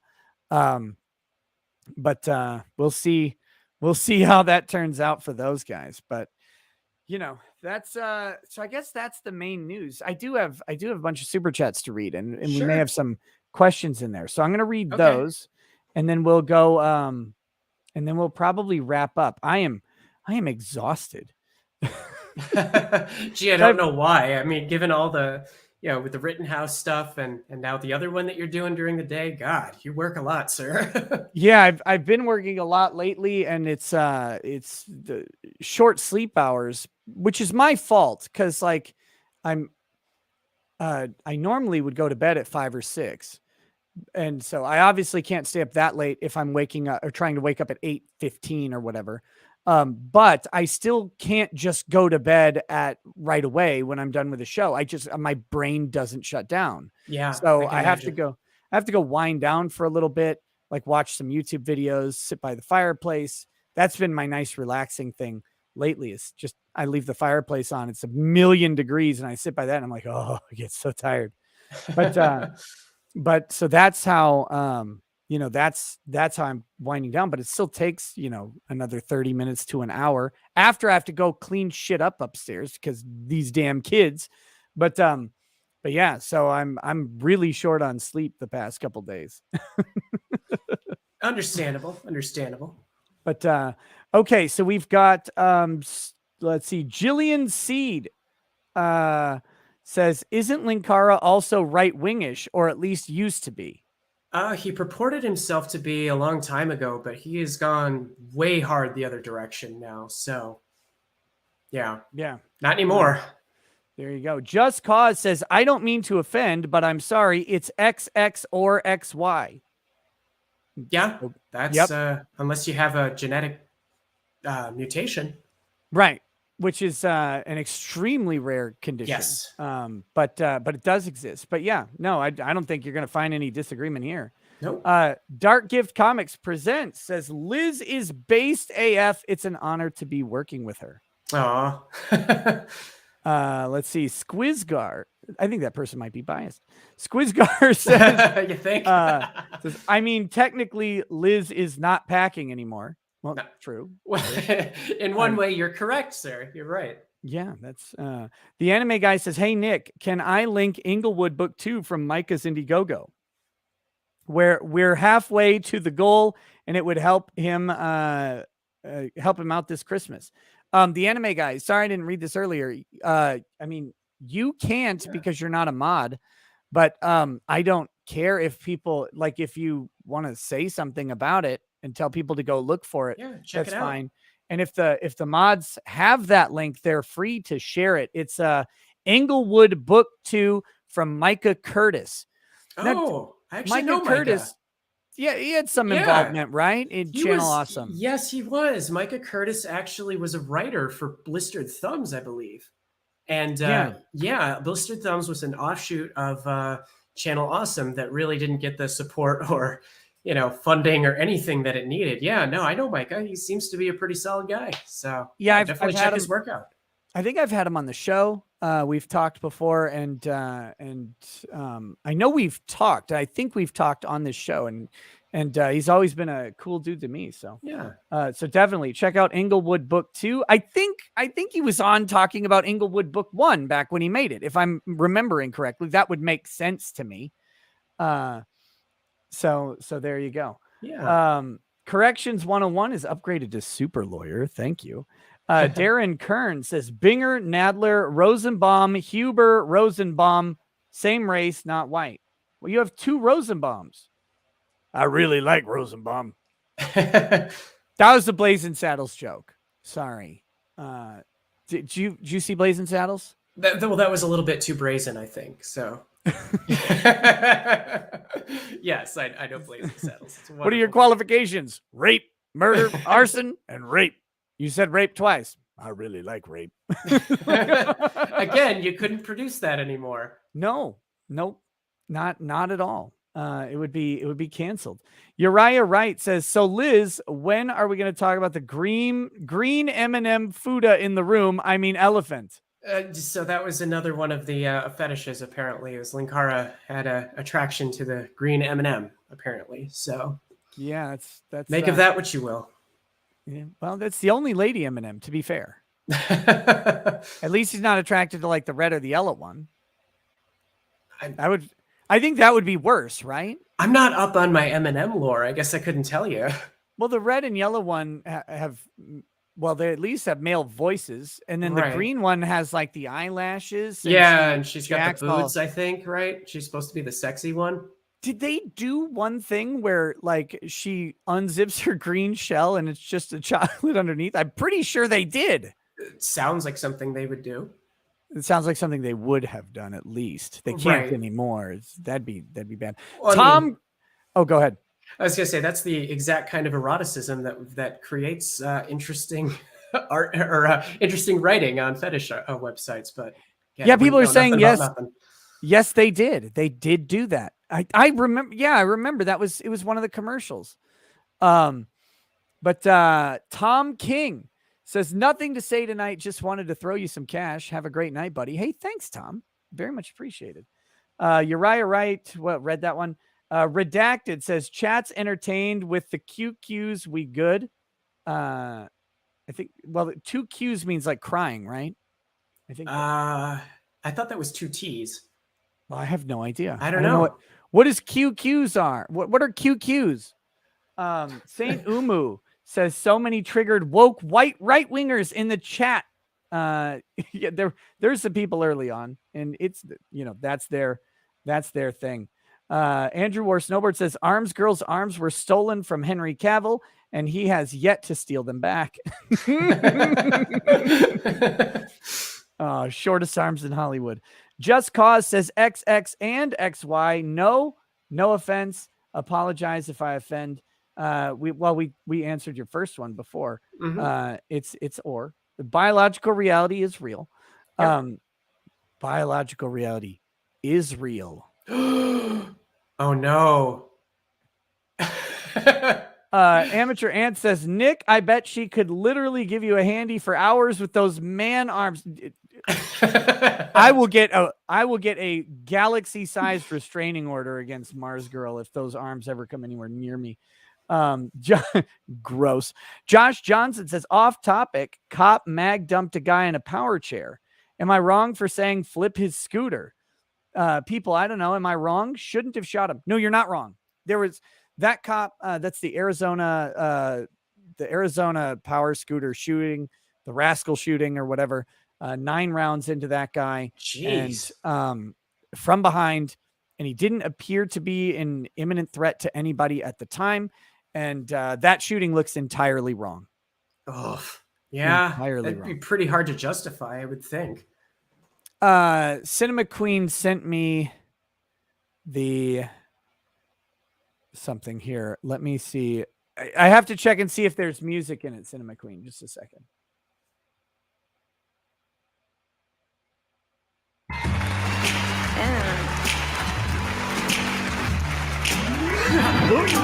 Okay, I can't. Let's see. Here we go.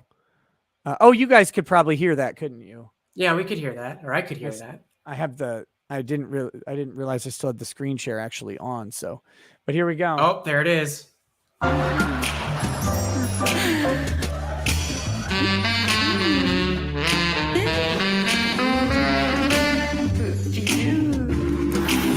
This is an official Eminem commercial.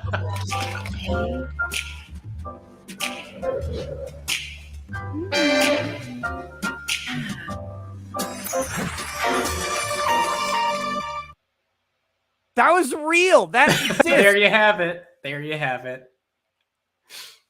It made a lasting impact on you well enough that you actually remembered it. That's what's so funny. Because it's audacious. You can't. You could. A major brand made a stripper commercial and put it on TV. It's a 30-second ad spot. I mean, that's insane. I can't remember when we could have fun. Yeah. Phoenix Lord Asserman says, Lupa has always struck me as the feminist stereotype, and I've got to ask, do you think she intended to get Spoonie canceled when she dragged up old drama after he broke up with his girlfriend? God, That is a good question, because I think based on some of her operating procedures, part of me wonders if that isn't the case. Because I kind of briefly mentioned there was a fight with another YouTuber named LS Mark where she sort of started a fight and then cried victimhood when there was a response, and the original creator said no, don't go after her, and then she swore at him and blocked him. In retrospect, based upon everything that's happened, I kind of wonder if maybe if it wasn't planned. But again, I don't know. I have no evidence to show it. So Twisted Puppet says, I'd like to see the channel Awesome Fuchs apologize to Jason Palara for letting people pin Jew Wario's essay of a woman at MagFest on him. Oh, yep. So so that was the thing. Jew Wario sexually assaulted someone at MagFest apparently, and then it was blamed on Jason Palara. That's right. Who's Jason Palara? He is Lord Cat. So he used one of the people who eventually left Channel Awesome. He had a show for a while called Until We Win. But yeah, he got screwed over by Spoonie's antics at one of these conventions where he had an interview set up with Notch, who did Minecraft, and then Spoonie ruined it for him. And yeah, that particular MagFest events happened, and then he was subsequently blamed for the sexual assault. And I believe the survivor of that assault would later go on and say, no, that it wasn't him. So, but that wasn't enough to, there's written statements or whatever on some people's blogs that are still up. So yeah, it's not good. Zara BP says Space Marine 2 hype. Oh, can't wait. I'm prepared to be let down though, because I got excited for Necromunda and I played it and it wasn't fun for me. I know some people liked it. I didn't like it that much. I played it a little bit and it was like, but Space Marine 1 was so solid that I have faith that Space Marine 2 will be solid. Corrections 101 says, first semester of my 1L year in the books. I wish I had never heard of civil procedure and Iraq final exam essays. Plus 98% of law school are commies. Yes. Oof. Yes, they are. Civ Pro. Do you have the second part of Civ Pro corrections? We had to do the federal rules of civil procedure as the first part of Civ Pro. And then the second semester of Civ Pro for us was basically it was things like jurisdiction and not the rules of civil procedure, but the federal rules of practice, basically. I don't know how to word it, but yeah, stuff like diversity jurisdiction and all that stuff. God, what a mess. Hiroshima says Rabbi Eldridge Steen and Metacuris Murdochian Archiver both have old gym content. The Big Red Snake says, who cares if Nostalgia Critic got screwed? He hired Lindsay Ellis and she aborted her own kid as her thesis. Get woke, go broke. I actually have a signed copy of that. She mailed me a signed copy of her thesis. So, and it's about her abortion for film school. Yeah. So there's some trivia for you. Just Cause says 1 to smash guess, 2 to pass. Let's go. And then it says sober. So there you go. 1 to smash, 2 to pass, guys. I guess. Weird super chat there, but Phoenix Lord Asterman says, rip monetization. You died on the altar of cultured music. I did.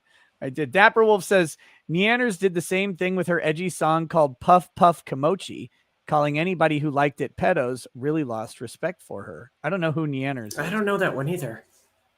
Weird name. Snuggle Struggle says Walmart brand.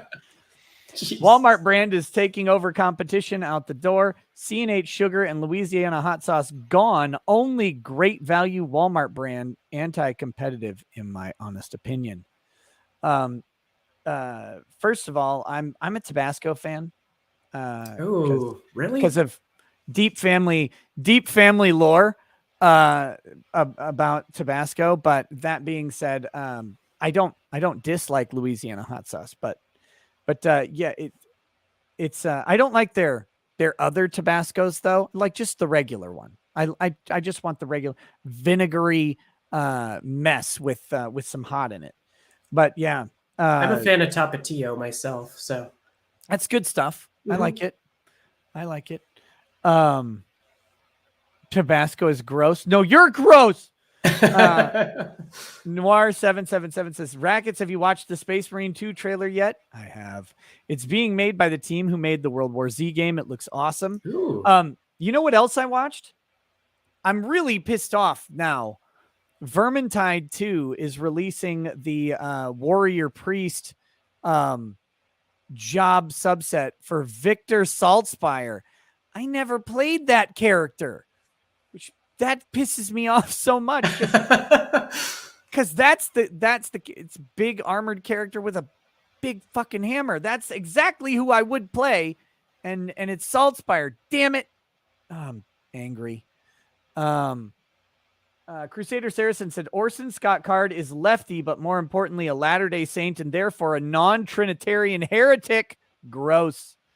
Blackwing 02 says, wondering if you are going to cover Lisa Hansen's case at all. Albert Lee bar owner who refused to comply with Governor Walz's shutdown order. She is probably foolishly self-repping. She's not only self-repping, she is going to jail for 90 days. She was sentenced to 90 days in jail, despite the prosecutor recommending a 10-day sentence.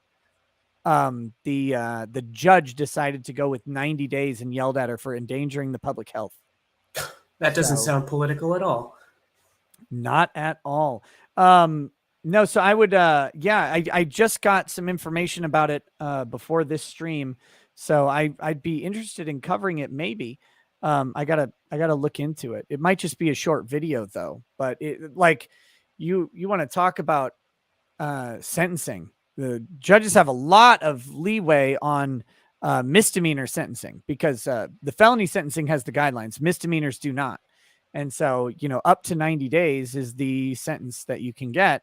And they gave her the full 90. Jeez. So, the Big Red Snake says, so Linkara claims he's Christian on Twitter. That's like Todd in the shadows trying to call himself a man living in Ellis's basement. Oh, Lindsay dear. Ellis's basement. Yep. Bad Dragonite says, at least we can all agree the true hero of hashtag change the channel was Guru Larry. I would 100% agree to that. E.E. Fell says, speaking of Bebop, Amazon Wheel of Time is doing the exact same thing as pissing me off to no end. Does it look as cheap? Like, I never read Wheel of Time. I don't have any investment in it. I have a friend who read all of them. And so like, I know that they probably care about it, but that being said, one of the problems I had with Bebop is it looks cheap. I mean, it looks like trash to me. I know people were they're like watching the trailer and they're like, it looks okay or whatever, but I watched the first 10 to 20 minutes of the first episode. I don't know. And then Lady Raggets and I stopped. We turned it off. We're like, this is so bad. I mean, it is so bad. It's like Scooby-Doo physical comedy going on. It does not feel like Bebop. It looks cheap and just trashy. I hated it. Didn't they go on record and say it was supposed to be bad, which is like the worst marketing strategy I could ever think of? Yeah, I don't know, man. It's like all you have to, what would have been funny? All they had to do, and I don't think they realize how catastrophically they screwed this up. If they would have made Faye a long, lean, attractive woman rather than a short, like, not ugly, but not bombshell woman. If they would have just made Faye, I think they could have gotten away with how bad the rest of the show was. But I think it pissed so many people off. They're like, this doesn't look like it. This doesn't feel well. Of course, the Ed reveal. They should have never put Ed in the show. If they were going to do Ed the way they did. Well, frankly, all of them should eat razor blades. Lollipop Sunder says, don't forget, Card also has a series about the first and second Formix Wars that's pretty far into. It's a lot like The Expanse, but set in the Ender's Game universe. Yes, and they're really good. They're really good. I really enjoyed The Expanse. watching that on Amazon. I got the books. I just need to sit down and read them. The new series or season 6 is coming out in the next couple days, I think. Oh, right on. I'll have to check that out. And yeah, I like The Expanse, but yes, and that's all I was thinking about while watching The Expanse at the beginning was those first Formic Wars books. You know, Card actually has if you like sort of biblical fiction, he has this series called The Women of Genesis, which is actually pretty good. The Women of Genesis series. It's Sarah, Rebecca, and then Rachel and Leah. And it's about them as the characters, but like seeing the interplay of Isaac and Abraham and like Card trying to basically write in the amount of resentment that Isaac would have as his dad tried to, sacrifice him on an altar. Yep. And dealing with that growing, like they're really interesting books. Another one I really like of his was called Past Watch, which is that's a fun book.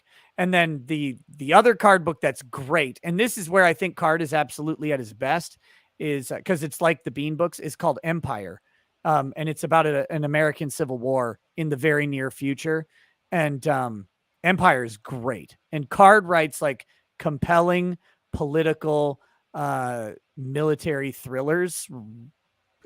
I think he writes them very well. Check that out if you guys want something. It's a quick read, and it's really good. I haven't read the sequel, but the first one's great. New dislike button says everything woke turns to shit, some guy, but seriously, they're destroying our heroes because they hate life. Have I spent enough money saying this? No. You always need to spend more. Winston says, you should listen to Binger's interview one night. He literally says that if someone in the crowd that had killed Rittenhouse, that he would not have brought charges against them. Oh, we're going to go through that Binger interview, maybe even tomorrow. I was just informed of it today. It's an hour long, so it'll take me some time, but we're going to be talking about that very soon. Jeez. Jordan Thomas says, Nick, if you're wondering where D&D went with the lore, they seemingly moved to an even more user-created content style, the world as soft as you want. No, you're correct. They did. It's also easier for them to sell. They don't have to put as much work into it. When you pick up that Fates and Avatars book, and it's a paperback, it's like this thick, though. It's like 180 pages with lore about the different, there's like 200 different gods that they've written backstories and motivations and character sheets for. Like the amount of work that went into that stuff was massive. And now they don't have to do that anymore. Yep. They had that stuff in 3rd edition too. I had stopped following D&D during 3rd edition because I was doing college and other shit. But Joachim Stark says, I still hope for a revamp of Kindred the Embraced on TV. Tubster says, what's up, Liz? Congrats on escaping the weird green M&M lover and good luck with the book. I might have to publish my tell-all when I get Welshie to talk.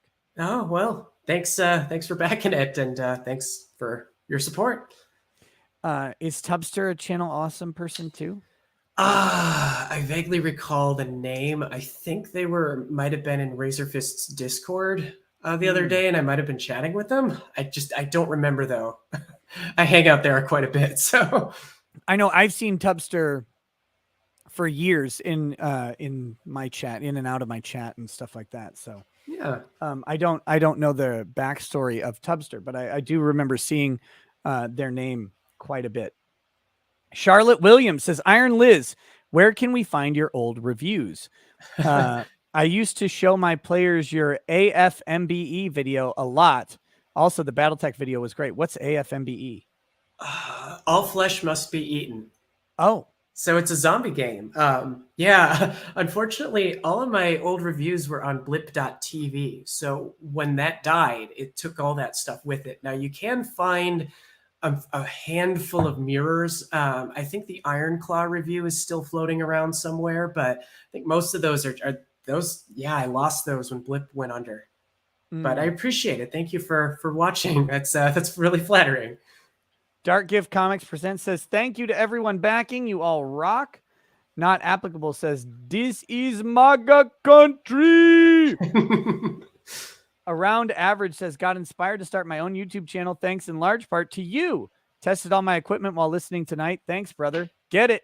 Yeah, Get it. do it. Let's see.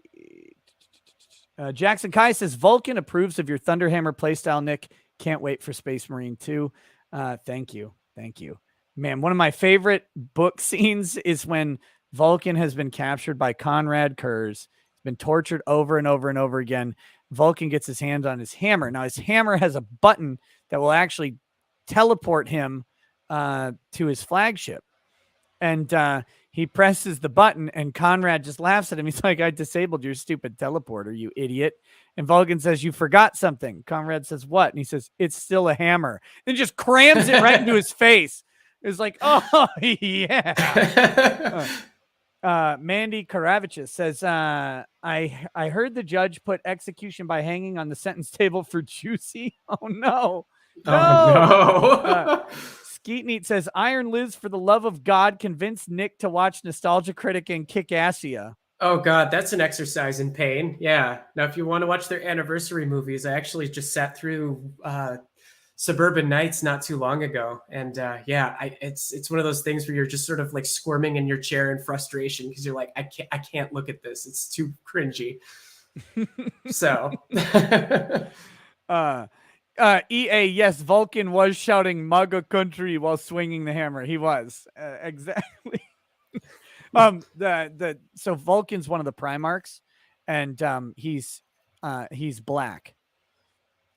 He's also taller and stronger than the other Primarchs. This is why 40K is so funny. All of the salamanders, they're all black too. Because of the planet that they're from and how it reacts with their gene seed. But yeah, so he was screaming MAGA country. El DeGusto says, I'm a huge White Wolf fan and I used to back all their Kickstarters, but they're insulting communists who crap on their fans for being apolitical. Now I funnel those hundreds into Comicsgate. There you go. God bless you for that. That's what you should do. Broly Power Maximum says, bad 2 months for old Biden, Kyle, and Smollett statements. Yeah, for old Biden, Kyle / Smollett statements. Yep. Biden's 0 for 2 on those. Scarfy the Strange says, how is Chaos D1 these days? Oh, geez, I lost it. I lost touch with him. I wouldn't be able to tell you. Sorry. I didn't even know. I didn't know if that question was for you or me. I'm like, I don't know what Chaos D1 is. Yeah, no, he was one of the other contributors, but yeah, I lost touch with him. Alex Blackfoot says, whatever happened to just wanting to have fun? When did we outlaw fun? I know. We sacrificed fun on the altar of fake seriousness. Yeah. It's why I try and, I do try and tailor the daytime shows a little bit towards the daytime audience because people might be at work or have their kids watching or whatever. But I mean, not to the point of censorship, but just kind of keeping that in mind. But I try to still tell jokes like, Dante wrong or whatever. Like, just laugh. We know you're laughing. All these sad, pathetic people have killed their funny bone or whatever it is. Did you see that episode of South Park where Cartman convinced Kenny to get into his parka backwards for or upside down for school picture day, so his ass was in his little face thing? Yeah. And so they took the school picture, and then Cartman sent the picture to the missing children's people, and they put it on the milk cartons. Oh God. and then these two parents with ass faces came to Cartman's house, and they're like crying about their missing son and asking if Cartman had any information. And every time they would like blow their nose, but it was a fart sound. God, it's like it's such a funny scene.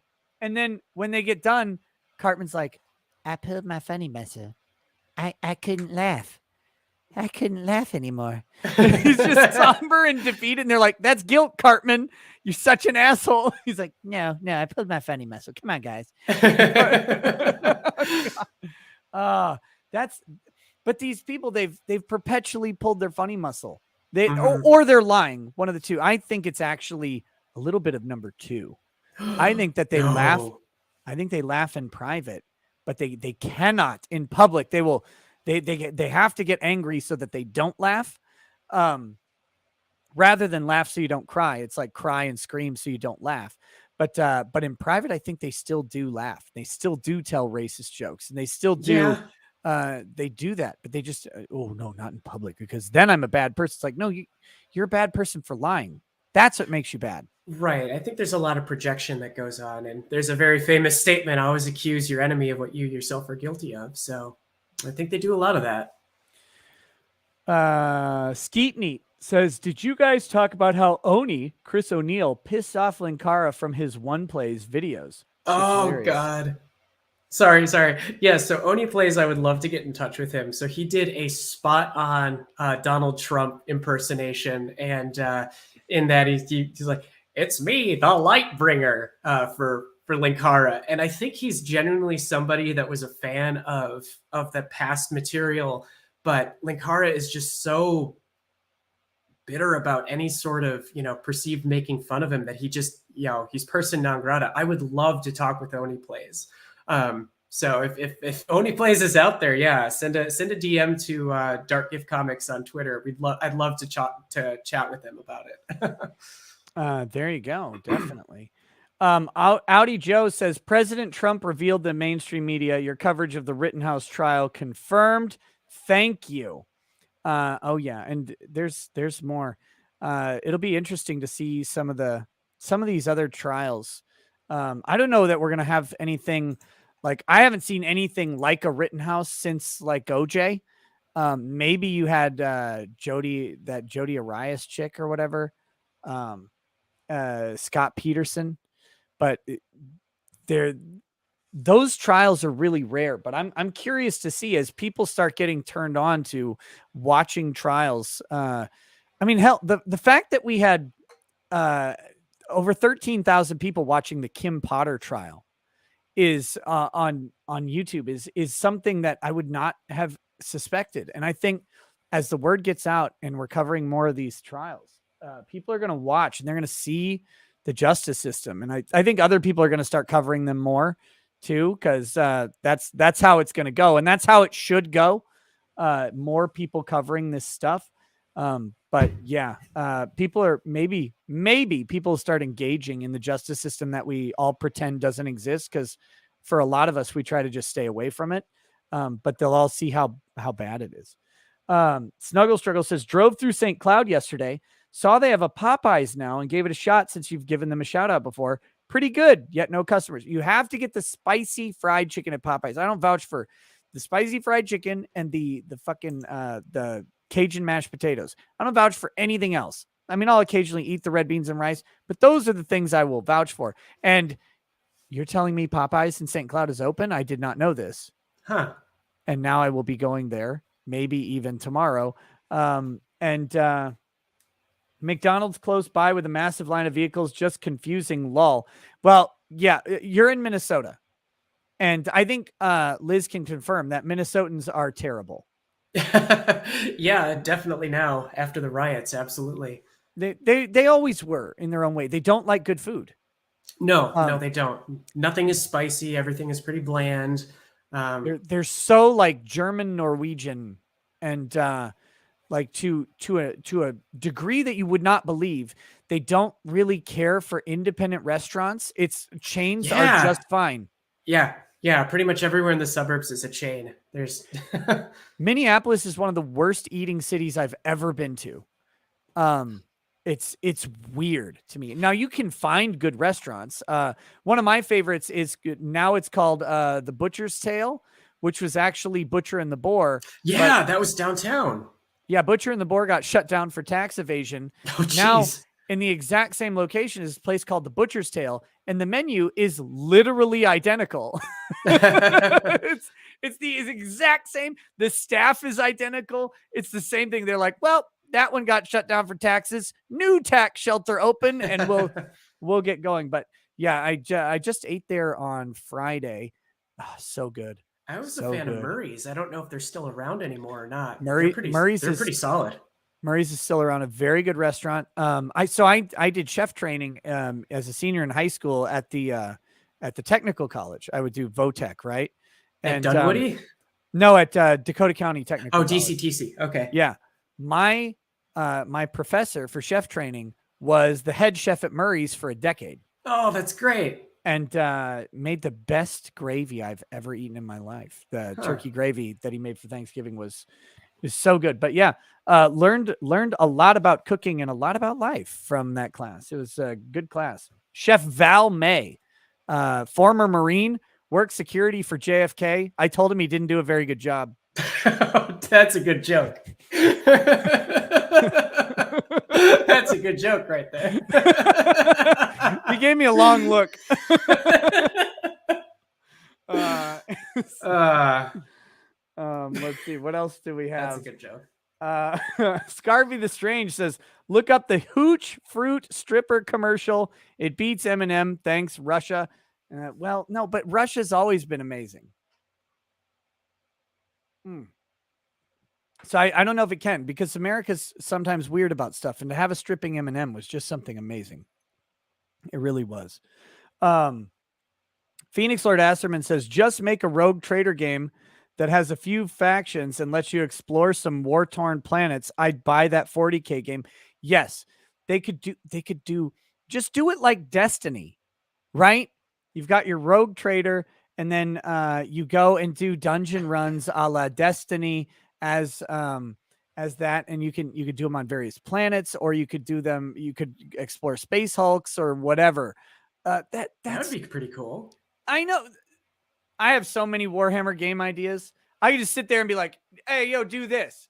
I guarantee you'll sell some copies, at least like 10. Yeah, because there's a I'll niche buy 10 audience of them. for it. There'd be a big audience for it, I think, if they would just make them decent at all. If they'd focus a little bit on the gameplay. Necromunda looks really good, and the gameplay just kind of blows. It's like they tried to do Doom, but they couldn't Doom enough. And so it's like not, they don't get the magic of Doom. And that's the problem with it. Amateur Ant says, here's a question for the straight guys that answered one in the chat. Iron Liz, 2 original holes or 3? What? Gross. Dapper Wolf says, Nick, which lore do you think is more thought out? Lore, do you think is more thought out? Elder Scrolls or 40K Warhammer? Are you joking? You think Elder Scrolls has pretty robust lore, but yeah, not even close to 40K. The depth is not even close. I do like the idea of the dwarves though, the Dunmare. They're pretty rad.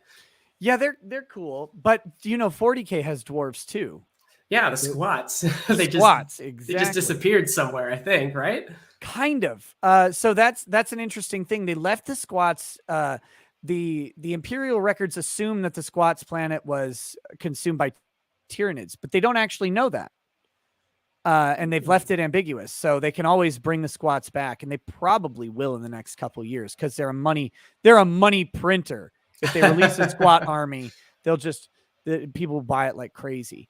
No, I think 40K is like, look, the thing with 40K, the question is not what has bigger lore, it's what's more thought out, right?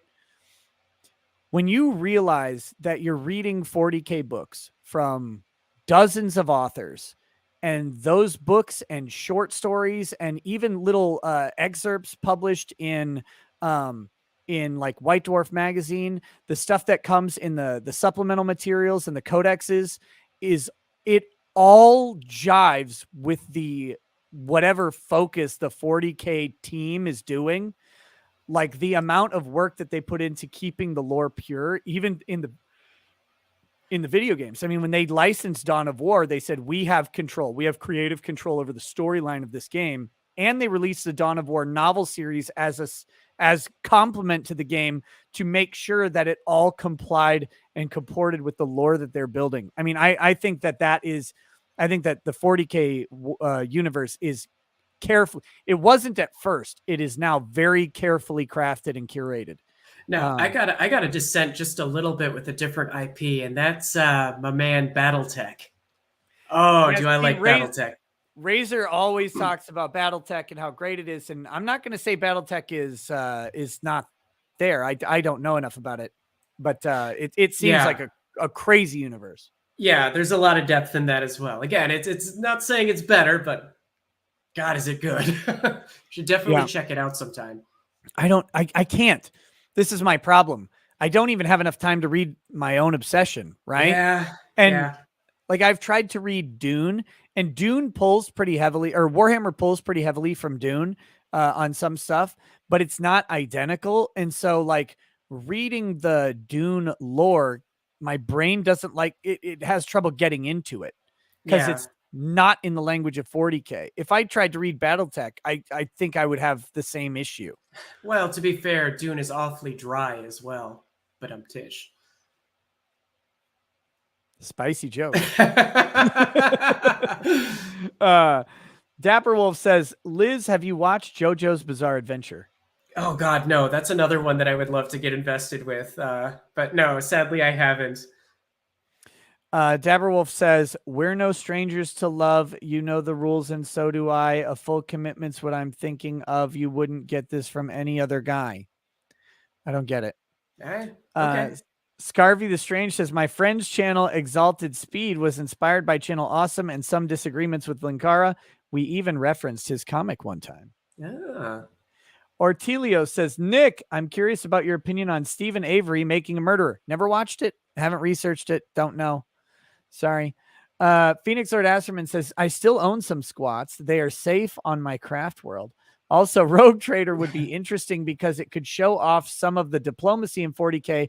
A crew with Xenos could be interesting, or could run Eldar you could run Eldar Corsairs. I want a Jokero on my crew. That's what I want. That's what I need. No, that's again, that's the thing with 40K. There's so many different ways to do things. You can do like they had the Inquisitor action RPG game that was like Diablo that I actually enjoyed quite a bit. Inquisitor Martyr.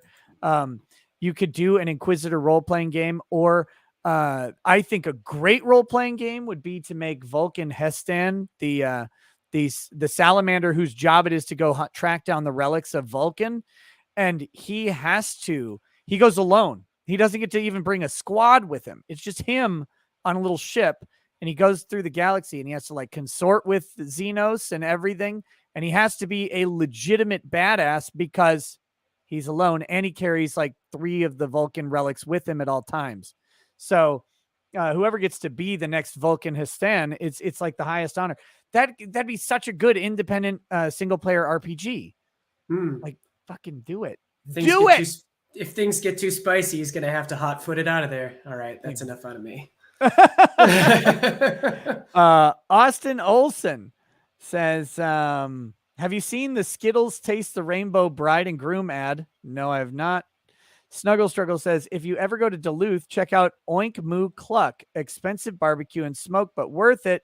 And with Biden in office, the cost nearly doubled. Oof. Lol. Marcel Dufour says, laughs in Battletech lore. There you go. There you go. Never heard of Iron Liz, but Iron Liz likes Battletech, so Iron Liz seems like good people. Iron Liz is now my favorite. Bob Dole approves. Thank you, Bob Dole. Malkaron says, favorite Primarchs are Conrad and Vulcan. Vulcan, a perpetual can't die, and kind of went insane when he burned up entering McCragg's atmosphere. Also, Conrad taking on 3 other Primarchs and surviving is just awesome. Ave Dominus Nox. Yeah, the only thing I don't like about Vulcan is when he wrote all that screamo music and sang it with his eyeliner on. But Conrad, I mean. But other than that, I do actually like Kurz. He took over. He brought his world into compliance through torture and fear of criminals, and implementing, like, he went on the most tyrannical law enforcement tirade you could possibly do. Die Ghostfish says, Dawn of War novel series is solid proof they didn't coordinate back then. Eldar laying eggs, Space Marines using Imperial Guard multi-lasers as prim. Adam Wooford says, Tex over at Black Pants Legion YouTube. Yeah.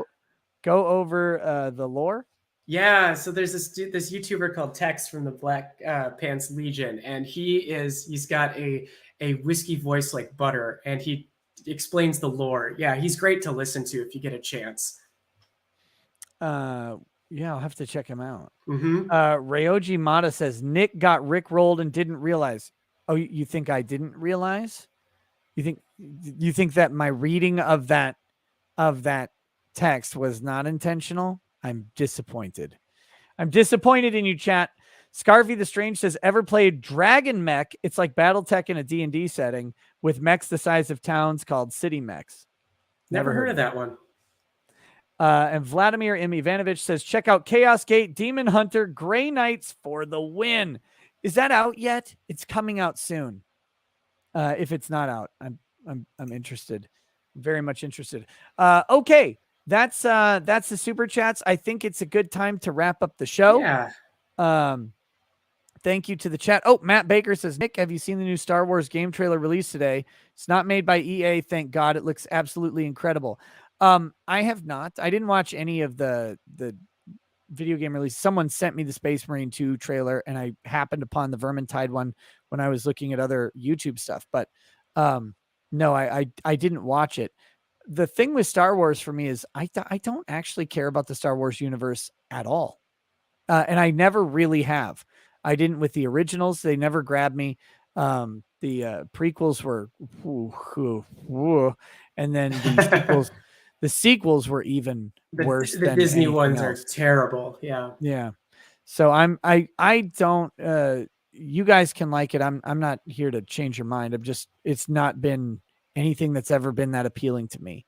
Also, I watched that video, like who would win between what's his stupid face? Darth Vader and a Space Marine, and they picked Darth Vader. Wrong, You're incorrect. wrong.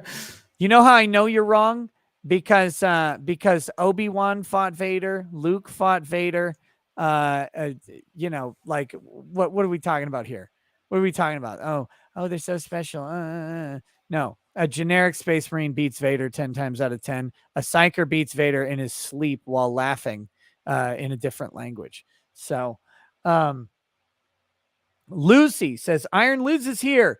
Ever since your live streams from back in 2018 with Nick, Umbrella Guy, etc., I've admired you so much. You're a rock star. Oh, thank you very much. It's very kind.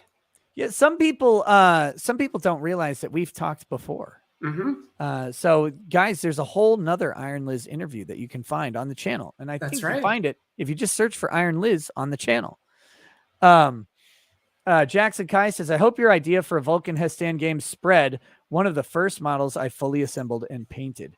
I think there is so much potential for good 40K video games. I could do like lots of streams on them, but no one would watch. So, all right, guys, we're going to wrap up the show. Thank you so much for hanging out. Again, one last time, Liz's book is Lightbringer. It is in the description. Make sure you check it out, back it, support independent creators, and help make a project come to life. With that said, I'll be doing the Kim Potter trial again, starting at 9:00 tomorrow, even though I think the trial starts at 10, but I've got a bunch of super chats to read, and it'll help warm up the old voice box for the rest of the day. Thank you to all. Liz, is there anything you wanted to say? No, just thank you for everybody that's supported the book so far, for considering it. Feel free to pass it around. I'm really grateful that everybody has contributed, for those who have, and it's very humbling, and I very much appreciate it. So, and thanks again for having me on. It's as always, it's an honor and a privilege. Absolutely. Let me pull up. We have seen some sales happen here, so that's good. I wanted to thank you for reminding me to the chat. So we're up to 1308 out of 5,000. I think we can make this goal happen, guys. Yes. Or we can at least push Liz down the road here. I'll be contributing to the book. I have to decide which level to buy, but I'll probably do that tomorrow, because I need to go to bed. Yeah, you and me both, buddy. So yes, guys, check it out. Back the book if it's something you're interested in. Again, supporting independent creators is something I am strongly a strong believer in, because I am an independent creator. Not sure if you noticed. So it's something that kind of matters to me. But thank you so much, guys, and thank you to Liz. And we'll be playing the outro. Liz, if you want to hang around for just a couple minutes while the outro plays, and then we'll I'll say goodbye to you off Absolutely. stream. So to the chat, peace. Peace. Where is it? Here it is.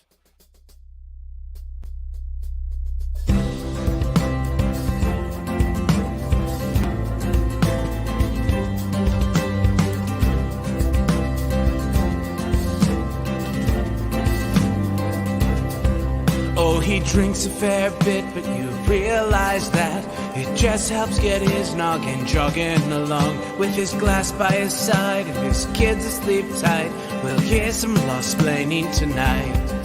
With his microphone muted, we'll laugh at this boomer until he explains it's all part of the plan. Watch his face become redder as he becomes meta, raging at idiots from Twitterland. From the white shores of Maine to the hills of Glenlivet, there's no one who explains the law better than Nick.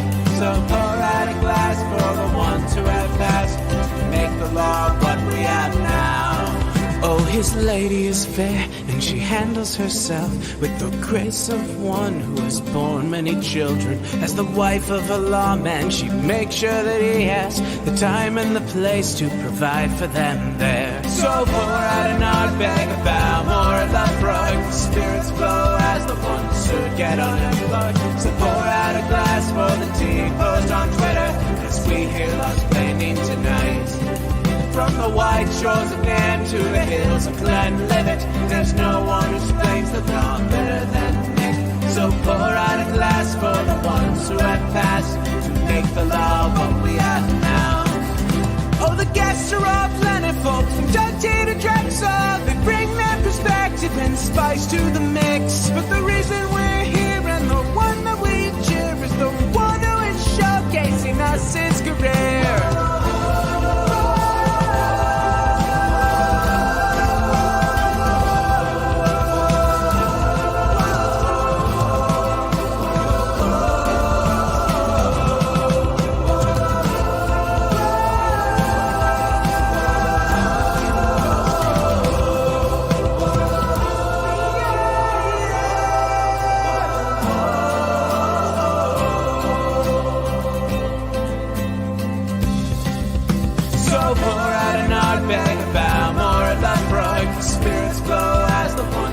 Get unemployed. So pour out a glass for the tea post on Twitter, as we hear lost-plaining tonight. From the white shores of Nairn to the hills of Glenlivet, there's no one who explains the law better than Nick. So pour out a glass for the ones who have passed to make the law what we have now.